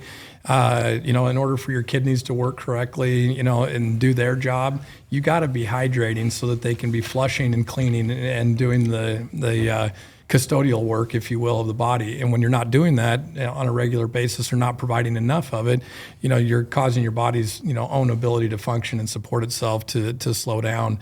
And then also when you start talking about joint and knee, joint pain and inflammation and different things, hydration helps to maintain, better circulation and viscosity in our joints. And so there's so much that we could talk about, but those are a couple right off the top of my head. Both of them good. I mean, He really knows what he's talking about. skin I could care less. I mean, but But for ladies, I got to tell you, for women, No, that's I get a it. huge issue, no, I agree. I say that just jokingly, Yeah. tongue in cheek. But yeah, the other one, inflammation. Joints, knees. I run every day. Yeah. I mean, I can see that. Tell me about this NSF certification too you guys got. Yeah, so seems that- like unique in the supplement world. I mean, Yeah. I've seen a lot. And I appreciate that. This is something that we take very, very serious, right? Best in class, best in show kind of a deal. And so all of our products are manufactured in an NSF certified facility, which means for us that our manufacturer has to abide by very strict, rules and regulations. Whereas you have all sorts of different manufacturers. There's no label requirements that require you to, do different things in the manufacturing process. In fact, one of the number one things that happens on a regular basis is that, I'd say X, Y, and Z on my label, but what's actually in the product is A, B, and C, or a derivative of those. And so when you're manufactured in an NSF certified facility, they're bound to very, very, very strict and high standards. And so our manufacturing partner is randomly audited multiple times a year. They come in and they shut everything down. They'll test all the products. They'll go and look what you have in inventory, what do you have on production line, and if it doesn't match up, they will they'll lose their NSF accreditation and certification. And so it means that what we put in the product is in the product. Does that happen a lot then? People say they have certain ingredients in the product and it's actually totally not, but you're trying to make your product look a little bit better, so you're charging maybe a different price. But you're charging a higher price maybe, but you have poor ingredients in there? That would never happen. Never happen, right? I would love to say, because I love this industry and I love that when things are done, right, that we have the ability to really help people. Unfortunately, business is business and the dollar is the dollar. And there are organizations, there's been myriads of lawsuits over, the last 30, 40 years where, companies, when they are tested or they're challenged, they don't have what they say they have in the product. And, it's an unfortunate situation, but it does happen, yes. That gets scary because it's like you don't trust in what you're putting in your body. And if I don't trust what I'm putting in my body, how am I going to perform in the mountains? Because now I don't, that's just not good to me. It doesn't sit well in my head that something could be bad in there that I'm taking. And Well, unfortunately, most of the time it's not going to be a bad ingredient. No, but it's just you're paying for something that It'll you be a thought was gonna- filler. I don't want the filler An thing. inactive ingredient that's taking up space, because the active ingredients are always going to be your more expensive ingredients. You know what I mean? And so we'll cut back on those and not give you the full RDA or whatever it is that you need of that particular active for that purpose or whatever.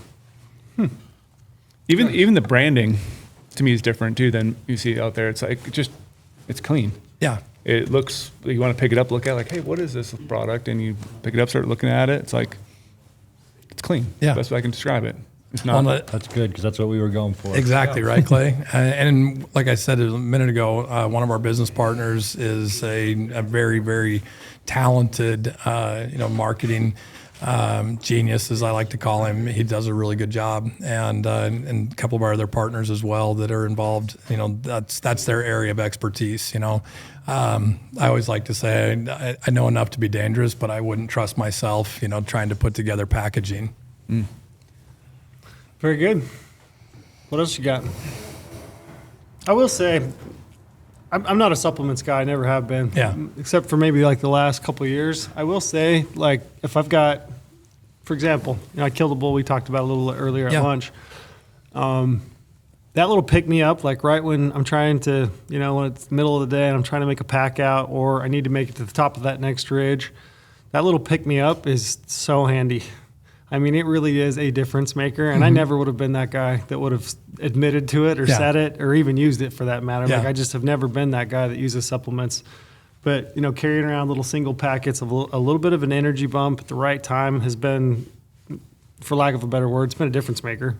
Yeah. So I'm glad that we've got it. I'm a fan. Tastes good.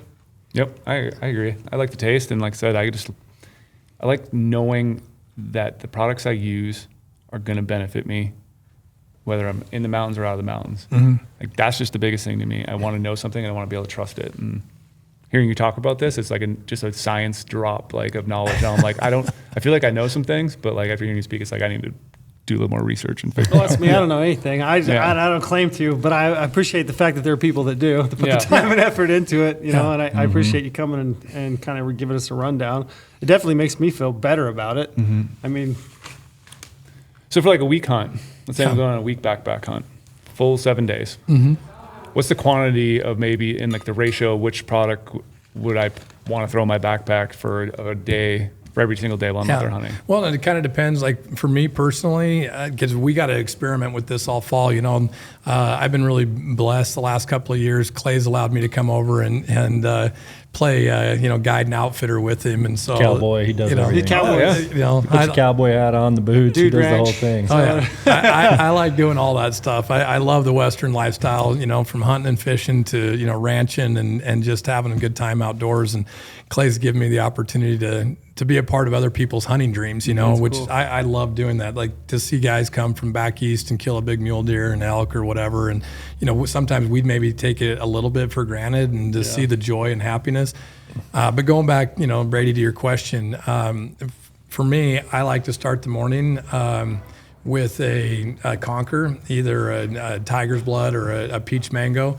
It's a little bit easier for me on my stomach than going straight coffee. Coffee sometimes gives me like the McGurgles, and next thing you know, I'm driving to my first spot and I got to pull off. And, And, Everyone's been there. You know what I mean? You know what we're doing. And so it's a little bit smoother, gives you that same nice little bump. Mid-morning, if we, hiked to a glassing spot or, hiked into a canyon or whatever, I want to make sure I'm going to have my quench. After lunch, I like a little peach mango it'll pick me up. Middle of the day, and then at night, you got to have a recovery. So if I was doing a backpack hunt, I'd make sure that I had at least 3 conkers. I'd have 5, quenches, and then I'd have at least 1 recovery that I took right before I went to bed every night. And the cool part is that, you don't have to take the entire pack. Take your individual sachets out. You can put them in a Ziploc, wrap them, and you stick them in your backpack. And the cool part is on those kind of hunts, usually our hydration, we're going to a spring. We've got our water purification system that we're using or whatever, and you can mix them, right there and pull it right out of your like what were those ones that we used last year at TAC? Yeah, those were a new thing. Yeah, those were awesome. Those are, Like giant algae. hard side hydration. Yeah. yeah, pretty slick. Anyways, so that's probably what I would recommend. Yeah. Well, good. We appreciate you guys coming down.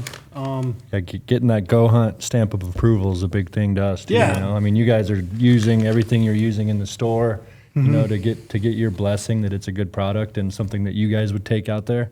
It means a lot to us, Yeah. And like I said, I did enjoy having those little vials with me this last fall. So I might still have to just for, Just for old time's sake? memory lane, just dump some of those in my vial. Carry my vial still because that was kind of fun. Like when I was asked, what are you pulling out of your backpack right now? Just a little Apex beaker, huh? Make sure there's no gunpowder in the bottom of that. Just make sure.